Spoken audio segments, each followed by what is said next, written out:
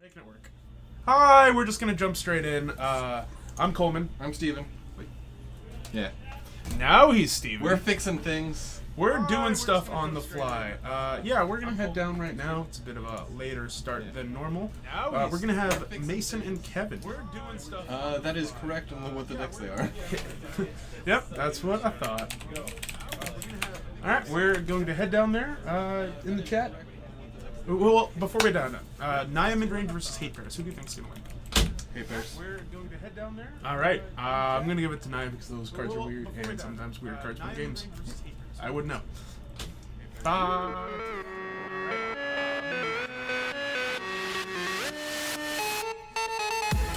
All right, here we go. And I don't know what you're talking about. I don't hear any echo at all.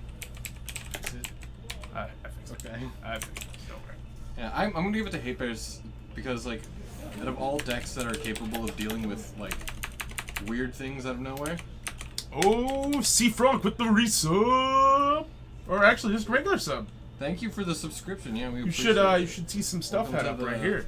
That is a subscription. Welcome to the Fortnites. Actually, no, you get the full Fort experience. It's redeemable for one high five if you ever meet any of us. That's pretty cool. It's probably good that you can.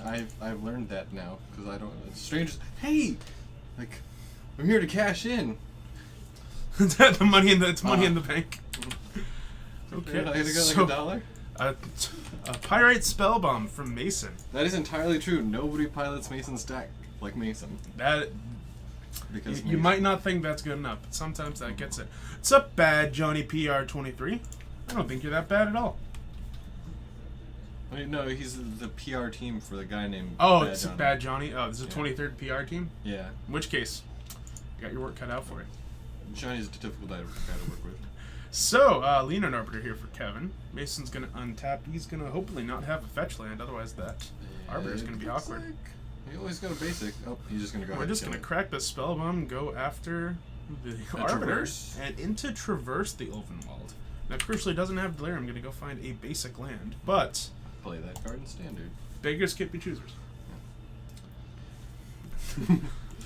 as the deck revealed, sometimes Mason's got a lot of cards. He's playing a Ronas. He's playing Rowanus. We saw an Avacyn, Archangel Avacyn. Wow. Mason's gonna have that That's land. just revealed. Yep, that is revealed. That is in his hand. What are we gonna have here for Kevin? We got 3 mana, possibly Kitchen Finks, and there we go. Kitchen Finks count 1.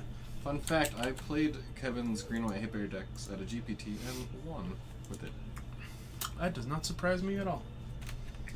Yeah. So Mason's gonna untap. He's gonna play a Wolf Run and a Loxodon Smiter. Oh, I don't know if you know this. Mason is playing Glittering Wish. I know that now. I love Mason's deck is a 9 version of Vince's mono white deck. Hello, That is Papa Tritty. accurate. That is accurate. So is Kevin gonna play a Township. Now actually does have mana to activate it if he wants to try to trade with this Smiter. Yeah.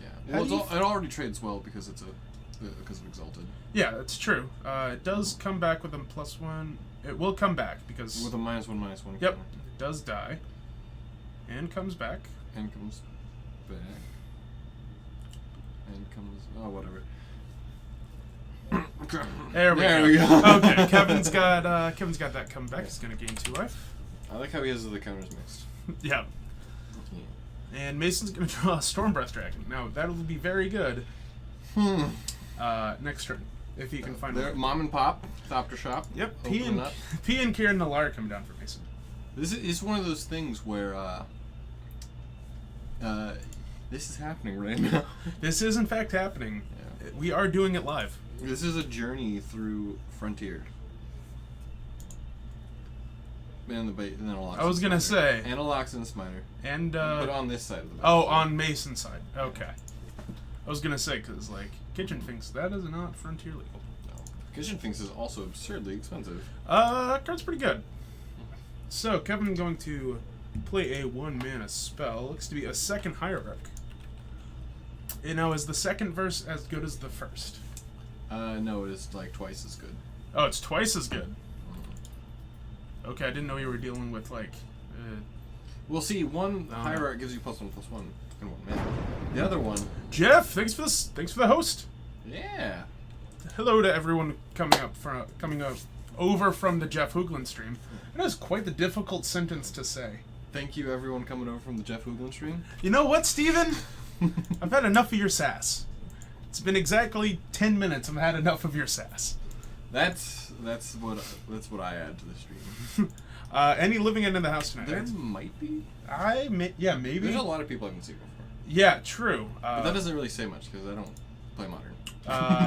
I know that there are a couple of people looking to build living end. Yeah. There was someone playing Living End last Saturday. Yes, that's true. So it could be out there, it could not be out there. We're going to find out for you. So, Mason, finding that basic plains, looks to play. He's going to jam a Stormbreath Dragon. Looks like he's going to go with a Lightning Helix Oh, man. on the Flicker Wisp. Going to gain 2 life. Mason's list is not 3 lives. available anywhere because he basically changes his deck on a weekly basis. Yeah, Yeah. That would imply Mason has a list. yeah, that's true. So we're gonna see Traverse with full Delirium. Mhm. Creature artifact. Yep. Instant sorcery. And what are we gonna go find? Anything. He's gonna jam that Ronas. He might get the Ronas. He might go for that Renegade Rally. I know Mason really does love that card. And my eyes do not deceive me. That is in fact a Chandra Flamecaller. That is a Dark Dweller. There is a Flamecaller in the deck. I mean. Yeah. Oh no, that he has grabbed a Dark Dweller. Ho ho. He's the Goblin Dank Dwellers, I believe. Yes. Is how you say that. Still standard legal until September. Because that was a good idea. That's one of my favorite things to do is 11 dot. for the That is a 7-month resub. That's this way, many right here. Way more than 7 Ys. That is almost 11. We're up to 2. What's up to you, Ro? Birds, planes, and helicopters. What he said. An ET. So an attack by the Kitchen Finks. Of course, the -1 counter is gone because it Yeah. came back with Flicker Wisp. Looks like we're gonna see A chump on a chump counter. block. Yeah, I know. TJ is like doing responsible family things right now. Yeah, he's hanging out with his mom. Yeah, it's mom things. He forgot Mother's Day.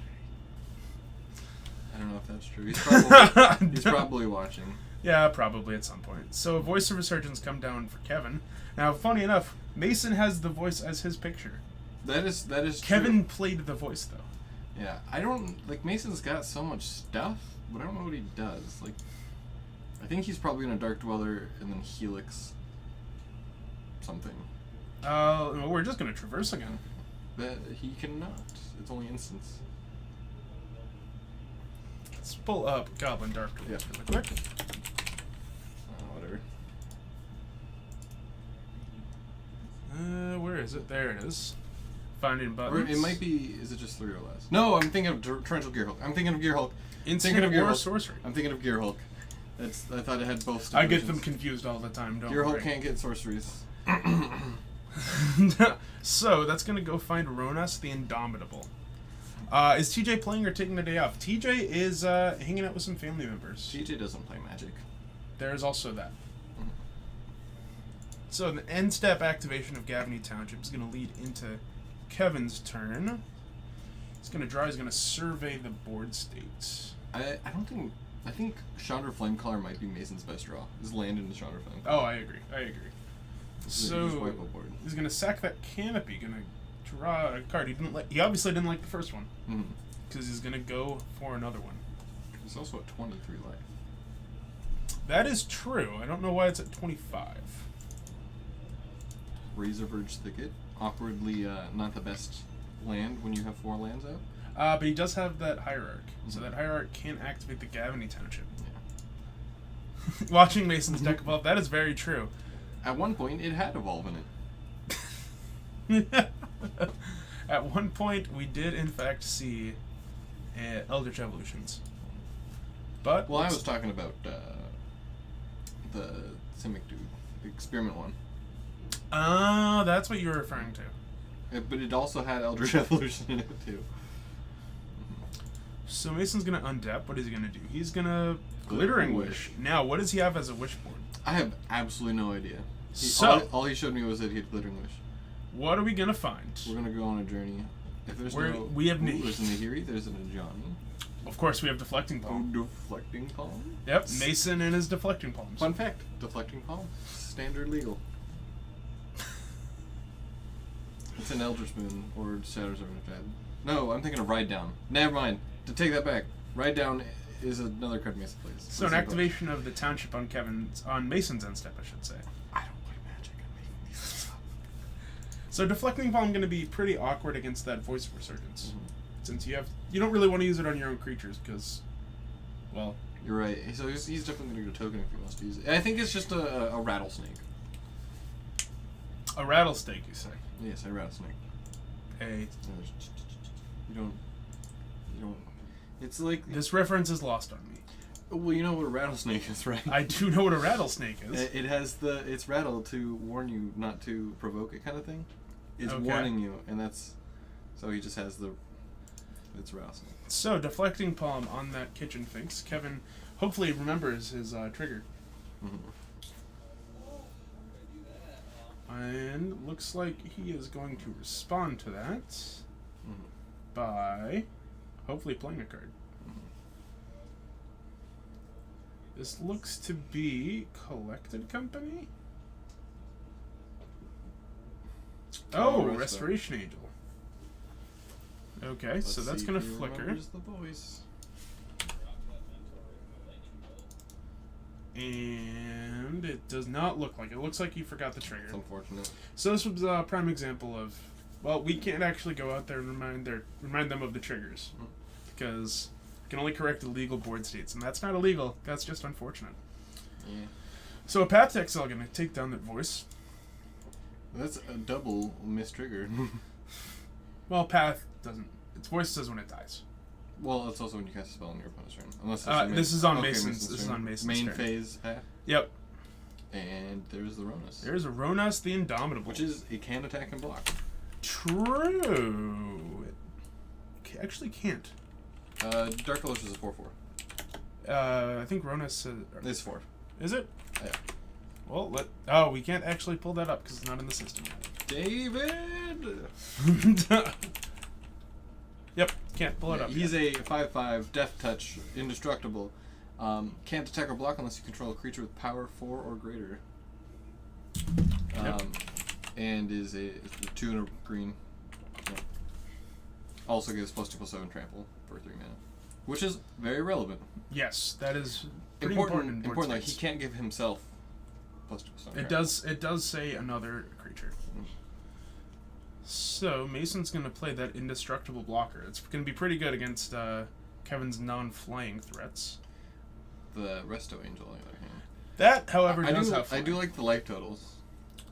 Yep, we don't really deal with a whole lot of What's a lot of damage at the so moment. Thalia. Yep. So Thalia. As the Guardian of Thraben.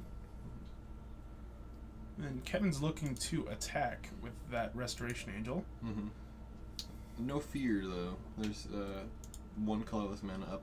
It looks like Mason says no blocks. See, Kevin does not have any effects before damage, just going to take 5. See, at this point, I don't really know. There's a master. There's Huntmaster Is in that the an field. anger in his hand? No, that is an Avacyn. So No, you were that- right on the A. No, I saw the Avacyn, but then he flicked the Avacyn over the. I'm pretty sure. Anger. Anger actually wouldn't, I don't think would do a whole lot.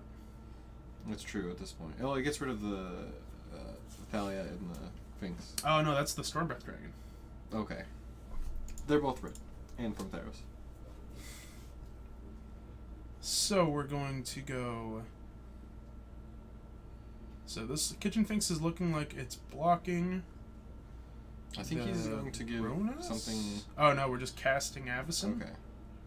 He gives all the stuff indestructible until end of turn. So actually, I think I would have liked to have seen the Stormbreath Dragon as a blocker for that Restoration Angel. Of course, it does have Well, pro white. Avacyn also blocks that Restoration Angel. Not as well though, because it's going to be Oh, if it attacks it's a alone. 5/4 Right. or a 5/6, not a 5/4. Mm-hmm. So we're going to see a block. Then Kevin's going to gain 2 life. Going to put him down to 23.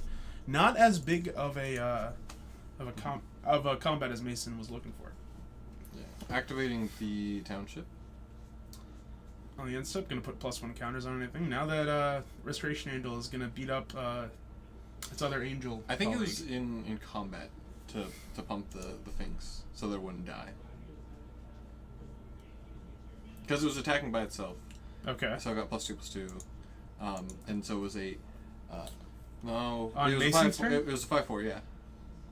Or no, I don't Mason know. was it blocked. attacking. It blocked? Yeah, it and, blocked. And then, so, yeah. Yeah. To make it a 5/4, and then make it into a 6/5, so it didn't die. So, Flicker Wisp incoming. Gonna go after the Avacyn. That's interesting. Just looking to get in damage now. Yeah. Okay. Gonna attack for 6. See if Kevin wants to do anything before blockers. Nope. Put Mason down to 10. And then, at the end of Yeah, turn, the Avacyn's everything's gonna come back. indestructible. Hey, look at that. I think that is... No, that that's is definitely Stormbreath. That is definitely a Stormbreath Dragon.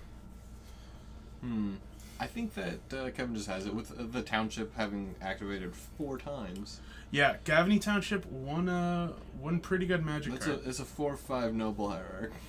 So yeah, we are going to see Stormbreath Dragon come into play, and I think he just gets in, I guess. that is a bold. This is going to be a bold attack by the Dark Dwellers. It does have menace. True, but I mean, Kevin can just block with those 2 hierarchs, Yeah. and it looks like we're just going to step in front of the Ronas. We're going to take Okay. 4, go to 19. Well, yeah. Kevin can afford to take all the damage. That's true. Yeah. That is very true. He has nothing to lose right now. We're going to go back up to 21. We're going to see an activation of I'm Gavany gonna Township run on out the of end step. dice. Hi, Doro. That +1 counter is not there anymore. Because it was a minus, it was dead. Ooh. You mentioned that to Kevin really quickly? Yeah. That Kitchen Fink should not have a +1 counter on it?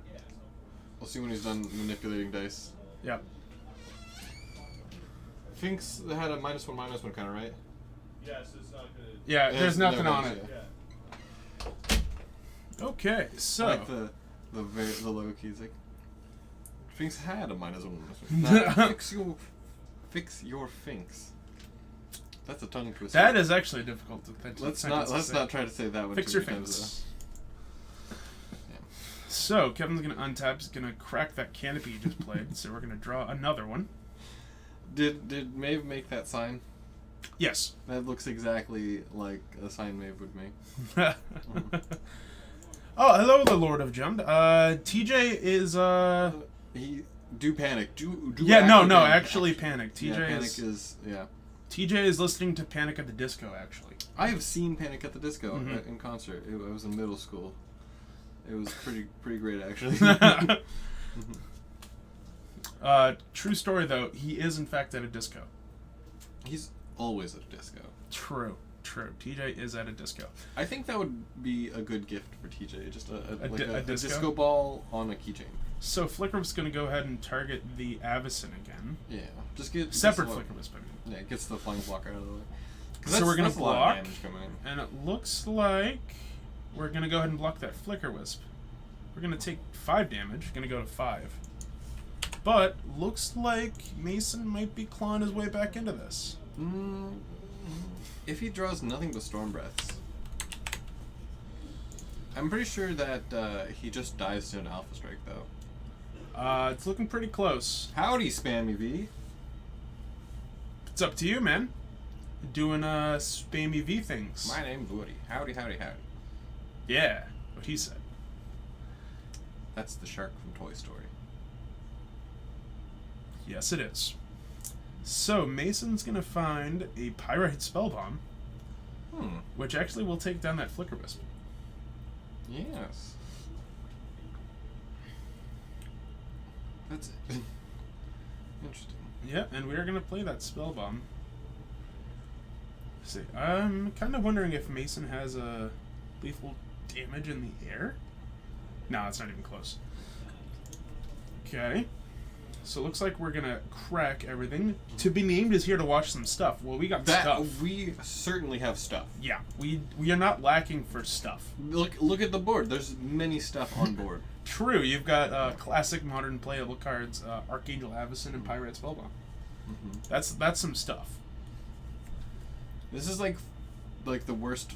Mason's side of the board is like flashbacks from standards past, like recent standards. No, this looks like the best cube draft in the world. That is true. I think Mason should name his deck that. The best cube deck in the Yeah. world. Solid cube draft.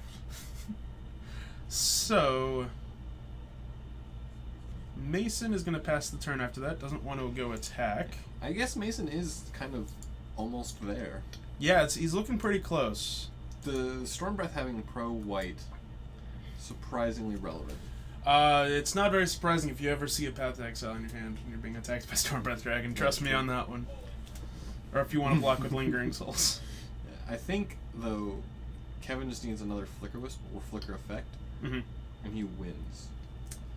Yeah, Because this all is... his creatures are enormous. Scavenging Ooze, I don't think is going to be the answer immediately, but it is looking... It gets it is big good. really fast and gains you a ton of life. Yeah, it also can attack through that Stormbreath Dragon, but not through the Ronas. No.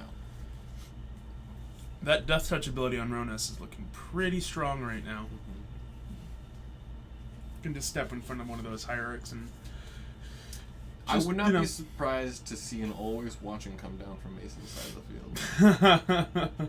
And if I'm just assuming, and if there is an Always Watching, I think Mason just wins. Oh, he's got a fetch and Renegade a Rallier. Now, Rallier would be a really interesting card for Mason to get It's to like a drawn, Spellbomb? but there is a Scavenging Ooze on this side. That's true. So that is not as good as it could be.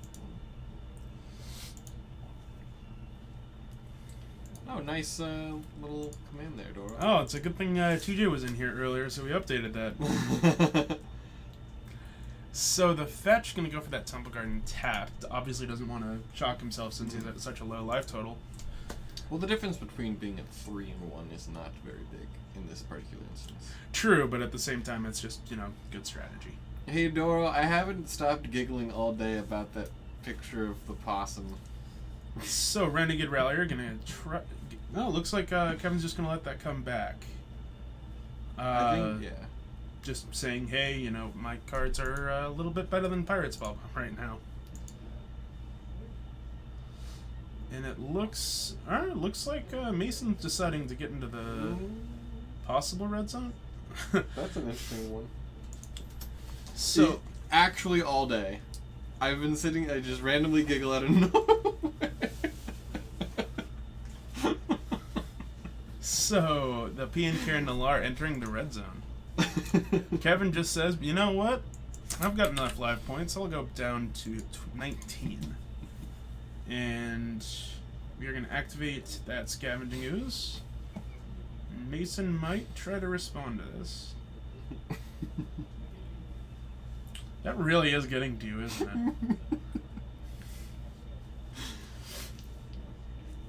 it?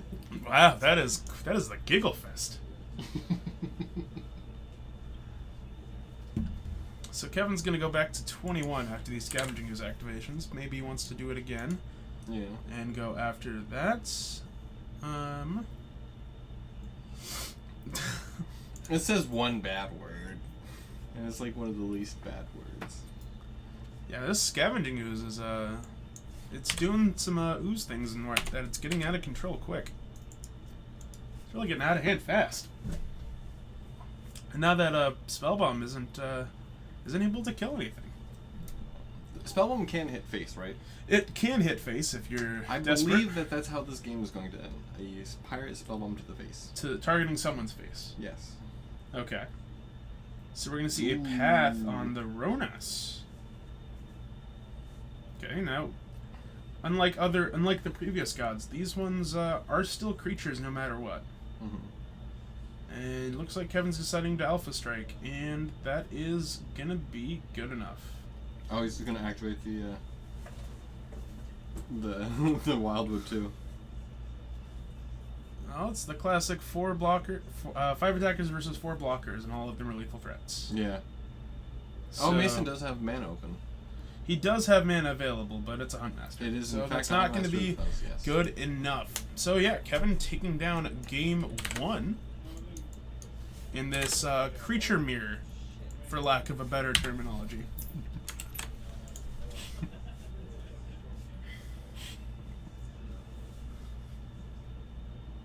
You are really going all in on this, aren't you? Every time I look, you've seen it, right? I haven't, no. Oh, okay. That's okay. He'll tweet it. You can look at it. So, heading into game 2, I have to imagine that these So I still think that especially sideboard Hate Bears, although Mason does have a lot of sideboard cards. no TJ tonight. That's correct. TJ is he's on an expedition to the fields of Kaladesh. Snap empty wallet. It's probably the best part about Twitch is all you see people have clever names. This is supposed to be quiet. My bad. Steven's going for the streamception here in a second. I always do this though. Because there's sometimes like things that TJ won't respond to. Woo! Thanks for the sub, Snap Empty Wallet. Oh, Beard stream. Beard Stream. Mhm. True. Beards. Yeah, there you go. There we go. My face is surprisingly relevant most of the time, which is not a sentence I would ever think I was going to say before I started doing this. Thank you, Frost Kitty. Thank you, Frost Kitty. We try to do things. Well, if you like what you're seeing, we also play Modern on Saturday night. That one's We at should. 6 p.m. though. We have a scrolling schedule. Sometimes. Where's the schedule? I don't know where the schedule went. Oh, Oh. there it is. It's just delayed there for a second. So you see at the bottom of the screen there, we're going to show you some information that we think you'll appreciate. That is quite the scoos, Benjamin Barry. Huh.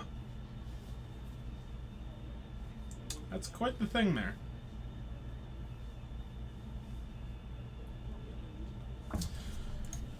I like Scavenging Ooze. I think Scavenging Ooze is an important card. I do think it's funny that it has some deck building constraints with Tarmogoyf in your deck, Yes. but still Goyf is good enough that you should just play it. Yeah. That is always my favorite thing about Scavenging Ooze. Well, it's like it's a bear at its worst. And you are a fan of bears. It I is am a in fan your of bears. Twitch name. Yeah. And your Twitter name, which you can find down right below my face. I do not use Twitter though. It's there. It exists. I don't think I've ever sent a tweet. You know, it's just to me at this point it feels redundant. How does it feel redundant? I mean, I have a Facebook. I guess. But anyway, that's Yeah. also his Twitch name in chat, so And you Steam. can recognize it. The generic Steam, of course. Yeah. Generic theme. Yeah. Hate Bears, best bears.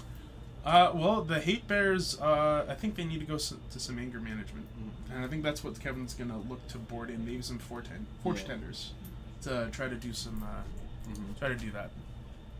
Probably he's got Forge Tenders. I would imagine that I had a Light and Shadow and I think why is it War and Peace? I think sort of War and Peace. Oh, looks like Death and Taxes, or at the very least, a Taxes deck is always popular with Twitch chat. So it's not very surprising that there are a couple people who are saying, just the Hate Bear deck. Grunge and Taxes. I'll give you that one. Green, Black, and Taxes beat Grunge and Taxes. Only if you listen to nothing but Nirvana and Soundgarden. The only true grunge bands. Whoa, that's a dangerous thing to say in this part of the woods. This part of the This woods. part of the woods. part of the location. So turn one, These Pirate Spellbomb wooded off that sacred foundry. Kevin's not going to follow up with a play, and it looks like we're just going to play 2 Spellbombs. the you kidding me comes out from Kevin. So, a Thalia going to come down, and I have to imagine that's going to get hit. Just throwing things into... It was a bait. It was a ruse. It was an elaborate ruse. So, that Wooded Foothills going to come in from Mason. Decides not to crack it immediately. Probably doesn't have Renegade Rallier. Probably not. Mason is a fan of the... I think he wants to be able to activate the spell bomb. And, well, we have an Arbiter. And we're going to fetch in response. That's a probably a good idea. Yep. Gonna get that. This does play around that Ghost Quarter. Hopefully Mason doesn't try to activate the spell bomb on Kevin's end step, because that'll not work out well for him. Because then Kevin can just Ghost Quarter in response. Yeah, so he has to wait to get Ghost Quarter to spell bomb. Yeah. Or alternatively, just wait until his own turn. Mm-hmm. He can pay. Yeah, he can also just pay 2. Yeah. And it looks like we're gonna see the Ghost Quarter now, and it looks like Mason's just gonna pay 2. Oh, looks like he's just gonna... Oh, or spending a Helix on the Arbiter so we can go get basic land. You gotta find it. You gotta find it. Yeah. Yes. Yeah. Yep. Lean and Arbiter preventing players from searching, but that ability doesn't matter when it's no longer in play. It's a weird card. It is... Well, it's It's technically an Arbiter. Yeah. It's a rough card. Fun fact, if they go to fetch, or... Yeah, if they fetch, well, it's like, oh, you gotta pay for my Arbiter. They pay for your Arbiter, and then you flicker it, they gotta pay again. Yeah, because special actions are weird. Because it's a new Arbiter. So, Mason going to play this Huntmaster of the Fells. Yeah. They shock and then gain 2 life. He's actually should stay at the same life total. Yeah. So then Kevin's gonna follow that up with I think it's Mason just passes here. looks like Mason's... Oh, no, he's just gonna kill the Mason's just Smiter. gonna go after that Leonin. Yeah. Leonin, or I don't... Loxodon Smiter, not Leonin. Although they both are on the Lions same... and bears and yep. elephants, oh my. Turns out magic is a circus. And then so Kevin's under this weird spot where he wants to play things because he doesn't want the Huntmaster to flip. But those things that he plays probably aren't good enough. Although a second Smiter, it's pretty good. Yeah, at this point, if I'm Mason, I just let it flip. But he does have Glittering Wish. You do have the Wish again. But No. what do you wish for? I do not know, actually. I wish to use this rhyme. Land of Well. Dragons, or land of something. I don't know. Fly with dragons. Fly The with Land of dragons. Hearts. So we're gonna see a flip of the Oh, Huntmaster. and it's to go back home until next time. Got there eventually. And then a Bolt gonna take down that Loxodon Smiter. The 2 damage and the 3 damage. Add up to 5. And do you know what's bigger than 4? 5. True story. I think I can do math. Yeah.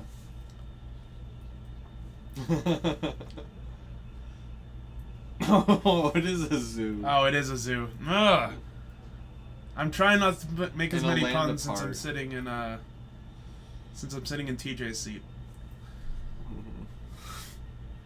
So the voice coming down for Kevin.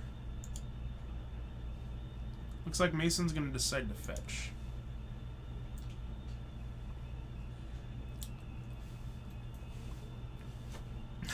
Ask your friend with the math degree about whether 5 is greater than 4. Well, you have to define your parameters. Dylan almost had to, like, ask some high school kids to leave because they were arguing over whether 2 plus 2 always equaled 4 or not. And it was just, like, they were loud, it was going on for, like, an hour. And it was like, guys, 2 plus 2 equals 4. Like, go away. Actually, for the people wondering, right there, the Huntmaster or the Ravager doesn't actually flip like since it's 2 or more spells cast by one person. Yeah. It's not 2 spells total; it's 2 by one person. Yeah. Can actually pull that up here. Specifically, Ravager of the Fells. If a player casts 2 or more spells. And they're not the same player. Nope, and it looks like we're gonna see the Glittering Wish going to go for Burning Tree Shaman. Oh, that's a good one. That's an awkwardly good card in Modern. Well, activations of abilities are pretty popular, so I have to imagine. And is a 3/4 for 3. Yeah, it looks like. So Kevin's gonna go with the block on the Ravager to only take 2. Mm-hmm. Just got here. Where's TJ? He's on Mount Everest, doing things. So this Huntmaster is gonna transform back for Mason since he casts 2 spells. That Glittering Wish and the Burning Tree Shaman. Looks like we're just And it's going confirming to that. gain him some life and some wolves. He needs to play, the Lorwyn Derp Wolf. It's the best wolf token. Oh, the token. I thought you meant like there was an actual card called Derp Wolf. Oh, I would have been yes. confused. The Showing mystical showing a green card on the green screen, huh? You're not wrong. So Flicker Wisp gonna come down, gonna go after one of I'll those chuck tokens. this at him next time. Now this Elemental is gonna look to be a 2/2. It's the Pete Venters wolf, if anyone's interested. Doro, I will Mason- ban you. Oh, there we go. That is a draw from Mason. What happened? That is a Sulfur Elemental. That is an interesting card. That's the one that gives White creatures +1, -1. Yeah. Has Flash and Split Second. Wow, and he's just gonna scoop it. Yeah, that will kill the Flicker Wisp and subsequently the Elemental token. So on the back of Huntmaster of the Fells, that gained way too much value for any deck to reasonably attack. This thing. I'm sorry. Just having a giggle fest over here.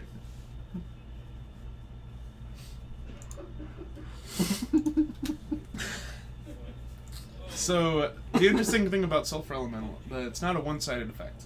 No, it's all creatures. Yep, and Mason does in fact play white creatures. Like Athelstan. I I don't think any of his white creatures die to it though. that's true. It is. This also is a very good card against Lingering Souls. But the way Same. the place that I've seen it a lot is Legacy, because it's very good against Death and Taxes. See, I've seen because Ian played it in his Cord deck. the Red Win one, Free Win Red. Oh, as an answer to think- Lingering oh, Souls. yeah, I think it was in his Free Win Red deck, but it also might have been in his Cord deck as well. Probably. I'm sure it was here. Actually, well, Ian is in the chat. Ian can confirm. Can confirm or not can confirm. Those are your two options. Am are true. Yep, it did in fact used to be very good against Monastery Mentor, but Now you only ain't gotta no worry one about got that time for in, that. in Vintage. I guess a So, little less now. what card? Sulfur Elemental. We want to figure out where exactly you played it, because apparently Steven says you played it. So, That's where I first saw it. oh well, that's apparently where you first saw it. So we're gonna go to game 3 here. Mason is hopefully gonna be on the draw. Yeah. And it looks like Kevin's going to mulligan, but he does like the top card. Now, does it matter? Well, it is actually going to matter there. Yeah. Noble Hierarch on turn 1. Okay, it was in his Cord deck. And Mason is going to fetch. Looks to be a My fetch money is shock. on Pyrite Spellbomb. Well, it has been a very apparently pretty good card for Mason. I think it's to fuel delirium and is also a shock. That's true. That's true. So we are going to go for the classic Bolt the Dork. I think that is the most perfect thing. Like, I like blowing out David Bradbury. It's difficult, but when you do it, it feels good. So this a second Hierarch can come down for Kevin. Now, crucially, not another green source. And Mason's going to take that opportunity to go after another Dork. To go ahead and bolt the door. So he's going to go back up to 20. Bolt the Dork, try Bolt. And oh well, he does have a second green source, but it is gonna have him. It is gonna cost him life, and he does have the Arbiter. So the strip mine lock, quote unquote, has been complete, and he's not gonna be able to search because he can't pay Feels to. Batman. And Mason's 2 cards in hands are 2 Oh, fetch okay. lands. Well, he gets to path. He does have the path.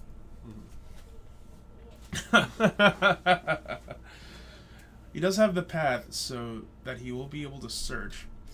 Now, hopefully, Kevin doesn't have another Arbiter in Ghost Quarter, because that's not looking super hot for No, that for would- the Naya deck then. Yeah. Oh, he's gonna shock again. All right, now it's 71 the other way around. Oh, hold on. He's still deciding. Looks like Yeah. he's going to do that so he can traverse. Does he have delirium? It looks like he. I'm not sure if he wants Delirium at this point. That is true. I think he's just going for a land. Well, if you have delirium, you can get any land. True. You can go get your man lands, or you could go get a fetch land. That's falseness. If that's your thing. That's an impressive quote for the context. Wait a minute. Is this set up? Yes, we set this up just to mess with you specifically. No, but if he just did like quote and that comes up, I don't believe that. I don't believe that. So Selfless Spirit facing down against I don't Tireless think the Tracker. chances. This is modern powerhouse right here, or standard powerhouses right here. Selfless Spirit and Tireless Tracker. Indeed, it is. Yes, especially casting Traverse to be able to cast it. True. We're seeing some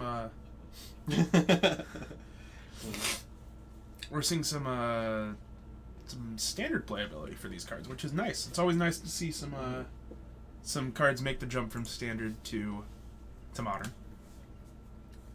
I did grow out my beard actually. I'm actually TJ today, so I often I often get the comment from people. It's like, man, did your beard get bushier? And it's like, yes, that is how hair works. that is in fact how hair works. It grows. So it's Mason's turn to have a Scavenging Ooze this game. And it's looking a lot better for him than when he had to face against his opponents. And Mason has got a clue. I believe he has multiple clues. 2 clues. Yeah, but they are not blue. You can only do so many things. We're running out of time to be playing Blues Clues in Standard. I know. Which, with mechanized production, perfect opportunity. But then we always have it in Modern. But it's going to be really, really bad in Modern. See, you say something's bad in Modern, and then you win with it, and it's still bad. Yep. That is my... That is your mantra. It is written on your deck box. Yep. Something's bad, then you win with it, it's still bad. Naya mid-range new metagame. I'd actually be pretty happy if people started playing this deck again. This deck, or the versions of Mason's deck, I should say. That deck, this deck is very cool. Yeah. And also always on Frontier. True. So we're gonna see another fetch land. This Tireless Tracker is getting a lot of value. Getting a lot of work in Yeah, it is in fact putting its steps in. So a crack of a clue. Gonna put a counter on Tireless Tracker. Gonna draw a card. And it looks like we're just gonna say take 6. Maybe. Nope, looks like we're gonna say take 8. Gonna put you to 8, put you dead next turn. How do you feel about that, Kevin? He's gonna jam a Wrath of God and feel okay. Actual Wrath of God? Actual. Or Day of Judgment? It depends if he opened an Invocation Wrath of God or not. True. That is always a thing. I'm just trying to figure out what Kevin has in hand. If he's, I think he's just dead. you might have something like He Collective had just a Company here? really slow draw. Oh, a Worship. That's an interesting That's one. not very good. Just Mason has. He's gonna grab a red source and then crack 2 clues, Mm-hmm. and then bolt it and kill him. True. If he doesn't already have a bolt in hand, which I don't believe he does, but Yeah, he could. He has a very large amount of outs. Pirate Spellbomb is one of them. Yeah, there you go. Yes, Kevin, you can turn on worship at will. And also, funny thing with worship in paying life, if you are at 1, you can still pay a life and die. Yeah. What are these players' scores? This is actually round 1. So 0-0. Yep. And we're gonna see an activation of that pirate spell, but I'm gonna go ahead and kill that Selfless Spirit. And it is now 0-1 and 1-0 for their scores. Oh, that's true. Yep. Mm-hmm. Yep. They are ending the match. We saw Naya midrange take down Death and Green and Taxes. I guess this is how I would describe it. I'm more of an old school player. Mm-hmm. Well, I will go find out. So yeah, I will see you up in the booth news desk. The TJ list streams are always best Yes, streams. they're always highest quality. Ah, so quality right now. Yeah, I'll see you up there.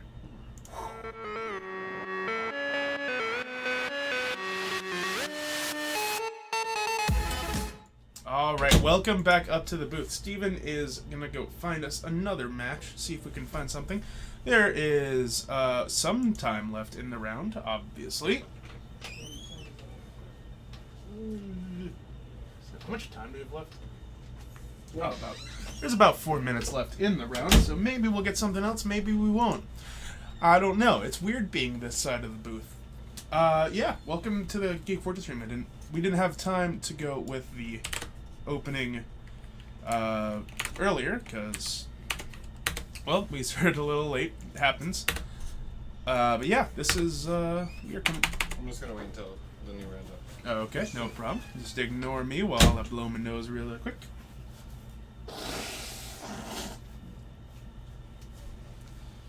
There we go. There we go. And yes. So yeah, we do this stream 3 times a week. We do it on Wednesdays, Fridays, and Saturdays. Do we stream EDH? We do not currently stream EDH. It's a bit hard for us to have another camera down there, and we can't. Not exactly. We don't have mics down there to pick up the political game, for lack of a better term, that goes on in multiplayer. You know, this "don't attack me, I want to attack you" sort of thing.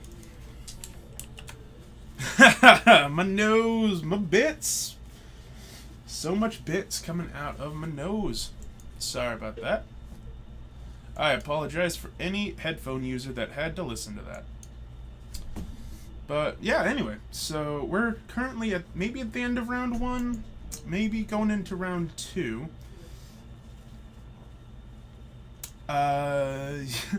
Yeah, we're at the end of round 1, heading into round 2, playing some modern action tonight. 4 rounds. Any Storm in the room? It's possible. I think we might have one Storm player. He's getting back into the deck. He was playing Bushwhacker for a long time until someone convinced him to start playing Storm again. What card do I think is underrated in Modern? That is a very good question, and one that could probably take up an entire podcast, and it's not Bantu, I can tell you that much right now. Underrated in Modern. Up until about a month ago, I would have said Condemn, but that one I think is actually starting to get pretty popularly rated. I'm a huge fan of Rise and Fall. Rise and Fall is really cool. Swan Song, another good one.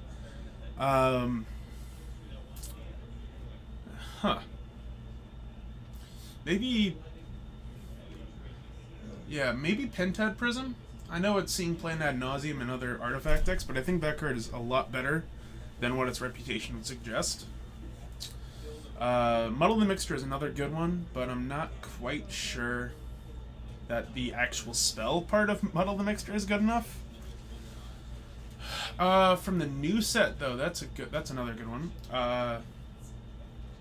Renegade Rallier, yep. Renegade Rallier, I think it's very, very good.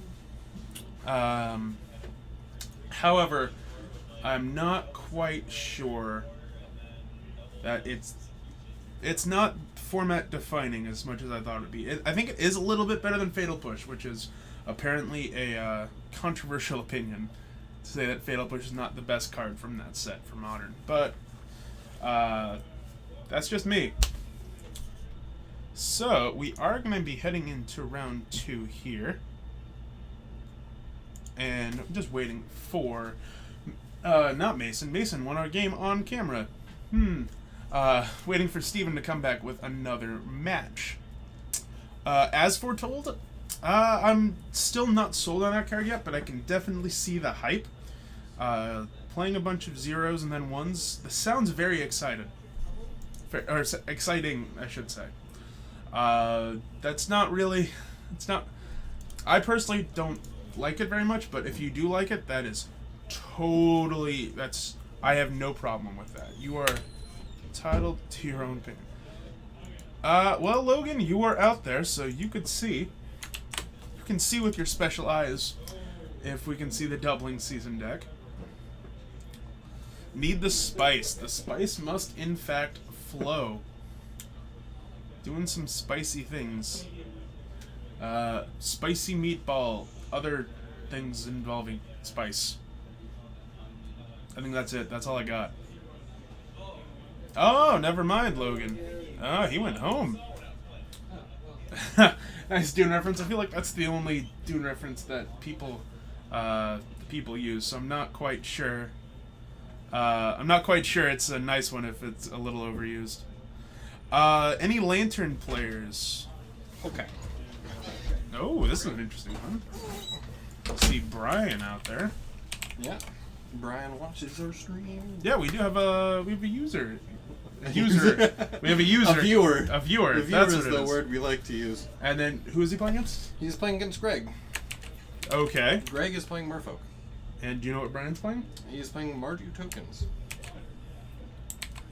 Okay. I was told not to put Tron on, right? Yes. Okay. Why? Because I have my thing. Okay. It's my thing. Like Is TJ it? loves Burn. I hate Tron. I hate Splinter Twin. I don't believe we have any Lantern players No, out here. there's no lantern out there. I bought Dune with the intent to read it.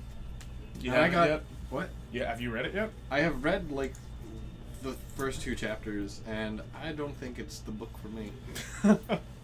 Well, It's like it's a lot of it's a dense book. it is in fact a very Not even close to House of Leaves dense, but it's brutal book. yeah. Yep, it's one of those books you get halfway through a couple times. Okay. Anyway, we got Tokens versus Merfolk. Gonna see some Spreading Seas. I think it's gonna come in big in the matchup. Lingering Soul, obviously a very good card. See if it's gonna win this matchup. So see you down there. Got him.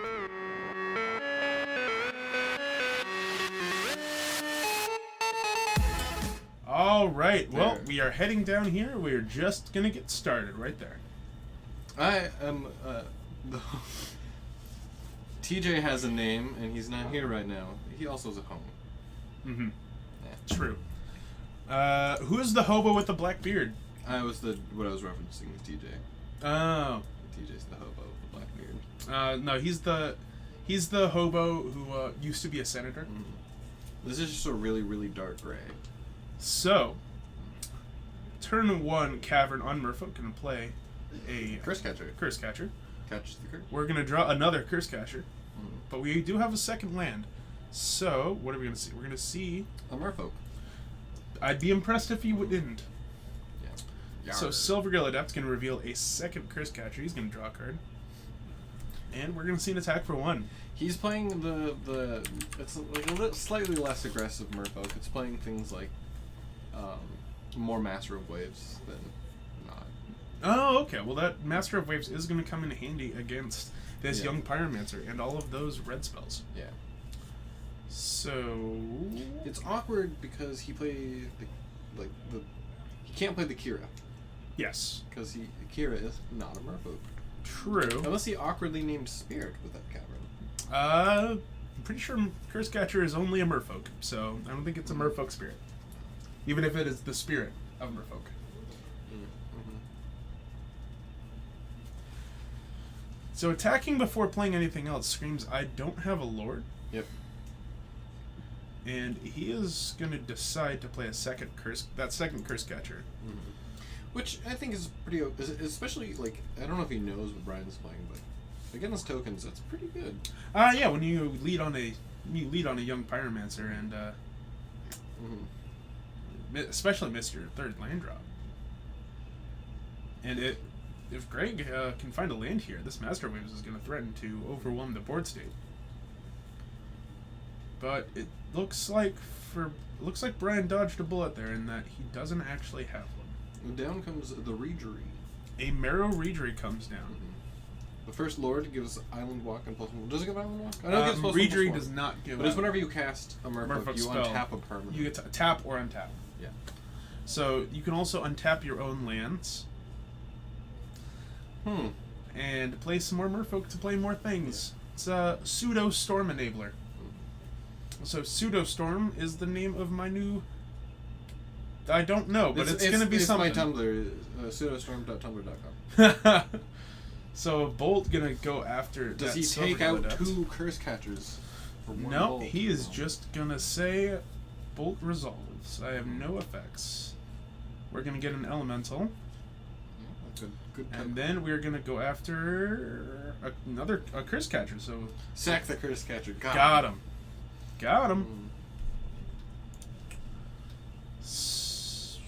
This curse catcher is still getting in some damage. Catching some curses. And it looks like we're gonna say double block.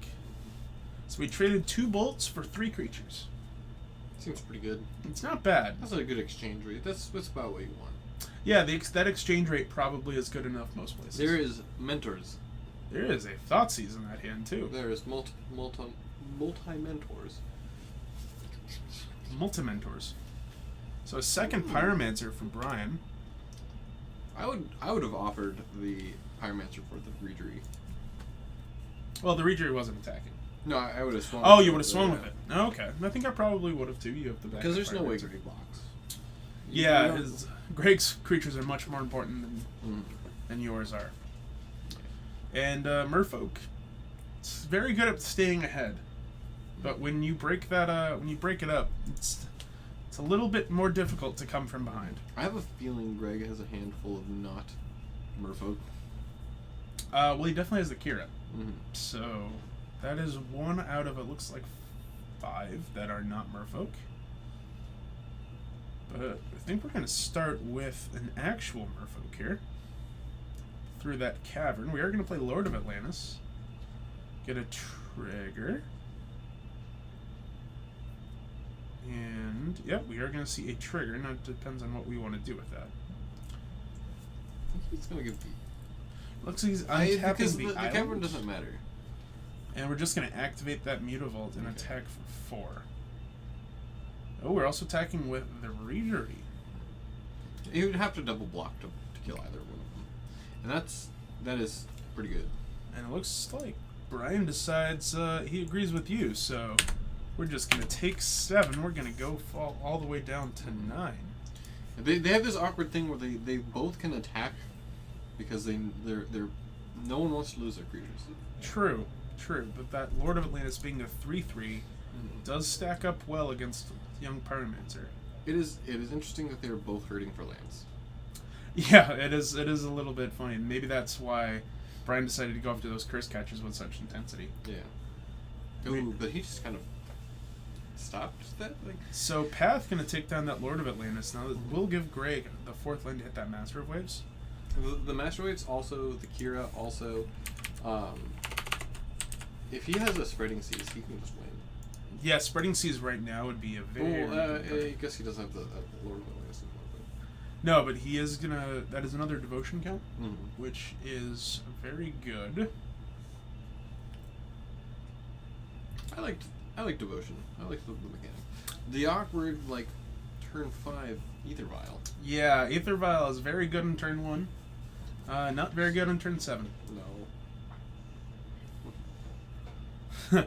Always is refreshing to see young Pyromancer do work. The young Peasy. I play a lot of Legacy. I see a lot of young Pyromancers. I would imagine he gets played more now. It gets played about the same amount. You think you've seen Young Pyromancer do a lot of work until you've been Cabal Therapied. Then you just feel bad. Yeah. Cabal therapy with Young Pyromancer. Cabal therapy. Cabal Therapy? Ooh. So, It's the one move. So Greg is going to looks like he's going to play this Harbinger of the Tides. Mm-hmm. He is going to get a trigger on that Mararegery. Looks like he's deciding... I think his opponent was going to pick up the... Okay, Yeah, and it looks like we're going to pick up that Young Pyromancer. And we're going to untap, and we're going to play I a think 3 he's going drop. to jam the Kira. Yeah, I think so too. That Kira Great Glass Spinner can be very good against... Spinning more glass than any card in Magic. Well, it is a great glass spinner, It's the not a greatest. medium Mhm. glass spinner.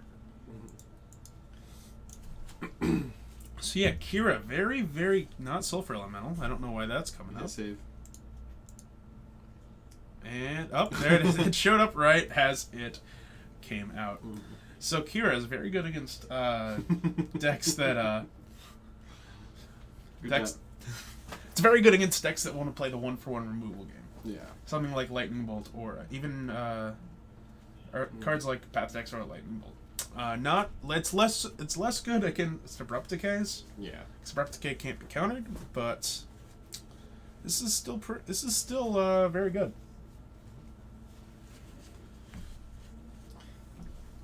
I think that it looks like the Merfolk's going to have this one. Monastery Mentor. He's a spreading season to a Lord of Atlantis away from just winning. Yeah, you might. Yeah, spreading season to Lord of Atlantis would be a very easy way for Greg to win this game. That looks like a Vapor Snag. Yep, but the Master of Waves can come down and gonna make 6 tokens. Yeah. That's very, very good. Fun fact: Master of Waves pumps the Mutavault. True. That's a throwback to all those standard players out there who don't want to play Devotion. Oh, Team NFG Bot, thank you for the host. Wondering how your draft went. I assume you're drafting. You do draft a lot. So, the Master Wave's going to come down, going to make 6 tokens. I would imagine it's also splashing black for like removal. We did see Thoughtseize, so that would make sense. Yeah. And some Elemental's going to come down, of course. It's probably for the Endrixar. Oh, obviously. That's the best Yeah, black token maker, Endrixar. right? Endrixar. So, looks like, I was going to say, Greg might... Yeah, they were both hurting on lands, and then Greg got pathed, which let him play these opened cards. the floodgates. So this Vapor Snag going to go after that Monastery Mentor. And we're going to try to enter the red zone, or at least the blue zone, as it is right now. The Kira is going to get through. Now the question is, does Brian want to block that Harbinger of the Tides? It is only a 3/3. Yes, it is a 3/3. Now he can chump. Does not have any evasion of any kind. Yeah. Looks like he's going to say, throw an elemental in front of it. I got ways to make more. There's the There's the black source. It's about 12 turns late. I don't think he wants to, because he's got Mentor. And he's gonna scoop it. Brian is just going to pack it in. Turns out maybe not disruption, but the lack of mana, bolstered by the aggressive clock out of the Merfolk deck, Yeah. that is good enough to take game 1. Other way around, not. That is how many losses they have, right? Right? That is exactly Right? what it means. Yeah, that's totally what that means. What is There our we go. background today? What is our background today? I'm not exactly sure. Because I see, like, this, what we got going on. Down That is this a way. tail. Is it a tail? It looks like the handle of something. I'm not sure, but I like it. And it looks like way up there. There's like a dude flying. Yeah. Yeah. Anyway, so Yeah. Greg, Having mana, like mana is the most important fundamental part of Magic. It introduces variance into the game. true. Looks like we got Pickle Pop. Pickle plop. Pickle Plop. Sorry, Pickle plop. my Thank apologies. you for the sub. That is a Twitch Prime sub. You get one of those every month. If you have Prime. If you have Prime. Well, it's a Twitch Prime, so Mhm. yes. But yeah, thank you for using your free Twitch Prime sub on us. That is That's awesome. good, man. And because you subbed, you get one free redeemable high five if you see any of us at a tournament. And if you see us separately and you don't tell, you could probably sneak in a couple You could extra probably high get another high five. Although you gotta be that. fives. I don't know what's happening with the sub notification, and at this point, I'm too scared to fix it. TJ did set everything up, so I think we can safely say it is his fault. Yeah, we can actually blame TJ on this one. There he is, right there. Yep, right there. Look at that. He's in the chat. He just can't stay away.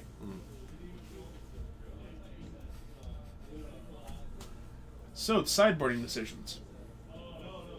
I don't even think we have Streamlabs open. I don't know either, but we're rolling with it. Yeah. Sideboard options. I played Greg. I think yesterday. Definitely yesterday. And his sideboard. He's got a fairly weak sideboard. Blue is a solid card. He's. I don't remember. Like he has Hercules recalls.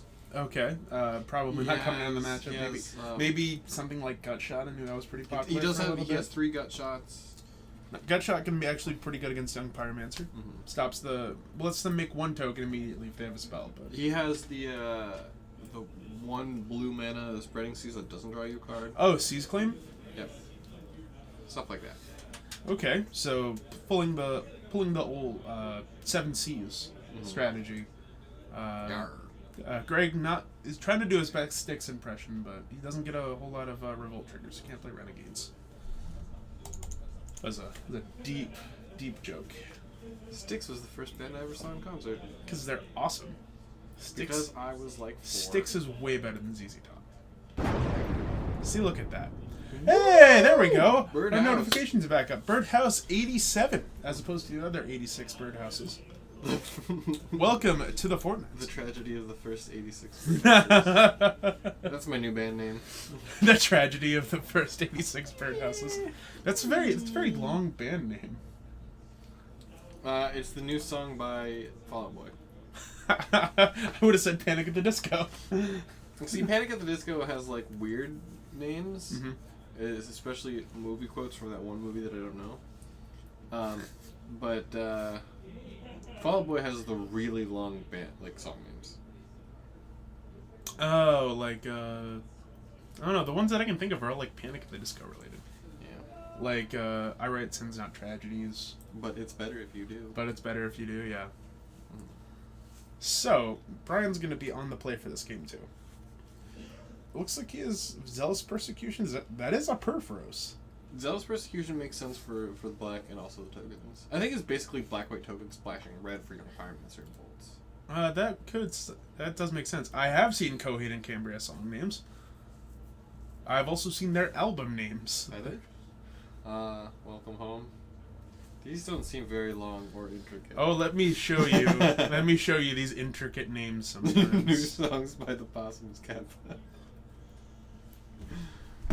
What was it? Like Good Apollo and Flying Star Home 5 or something like that? That seems pretty sweet. Yeah, if I remember right, that's that is one of their. Ooh, the turn one Ether Vial, like the best play you can make in Merfolk. Yeah, especially on the draw, it's gonna accelerate him out a little bit more. And it looks like Brian did board in the surgical extraction. He boarded in surgical extraction, or at least I have to assume he boarded it in. Yeah, I don't think it's a very good main board. I guess it does free tokens. Yeah, Good Apollo and Burning Star 4. Hmm. That is an album name. Volume 1 from Fear Through the Eyes of Madness.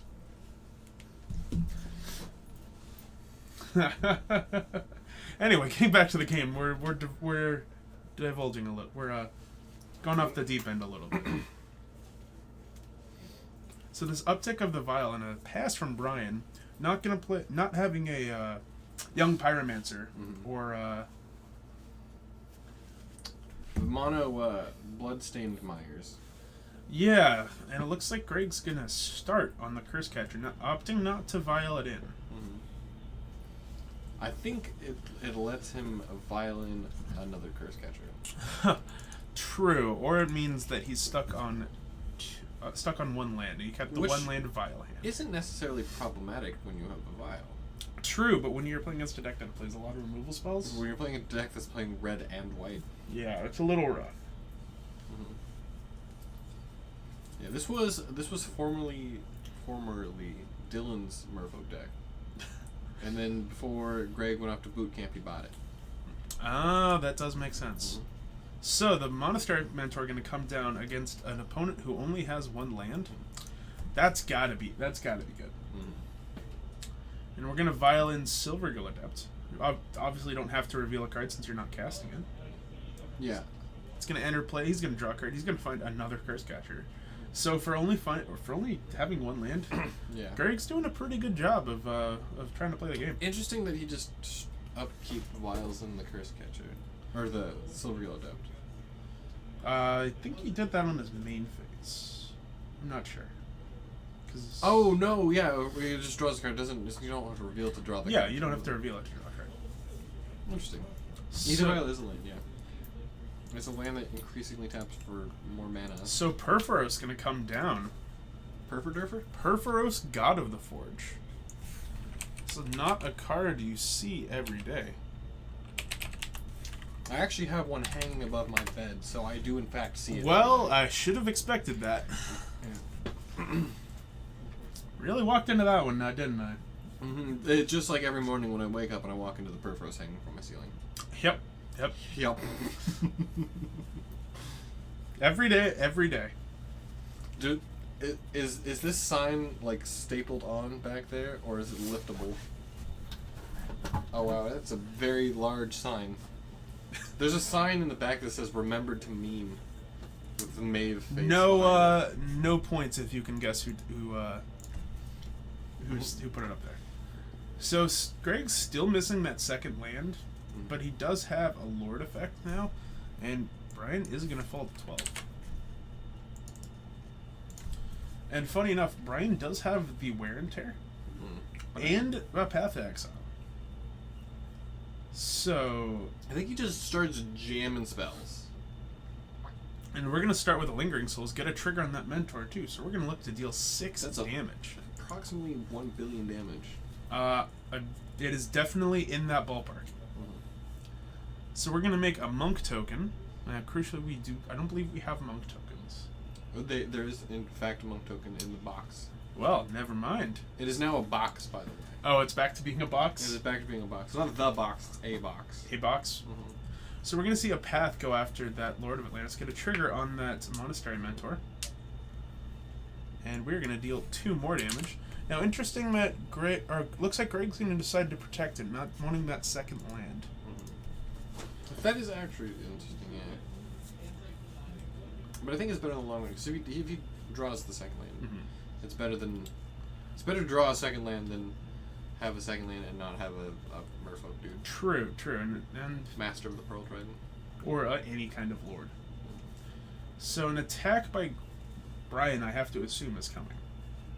Yeah, that is a 4/4. I guess not. Oh, looks like Brian decided it's against it. Gonna look to maybe try to grind the game out as opposed to just trying to end the game quickly. Or Ouroboros? That is a Boro Palace of Glass. Ouroboros is the snake that eats its own tail. Yep. This has been your Greek mythology lesson. That is not Greek mythology. That is Norse mythology, I believe. I thought it was Greek. I don't know. This has been your lesson in some kind of This has mythology. been your lesson in mythology. Where we're not quite sure which By the way, mythology if you this is haven't active. seen the new History of the World video, I have. It's fantastic. So a Lord of Atlantis gonna come down for Greg, finding that second land. no. Has TJ abandoned us? Yes. Yeah.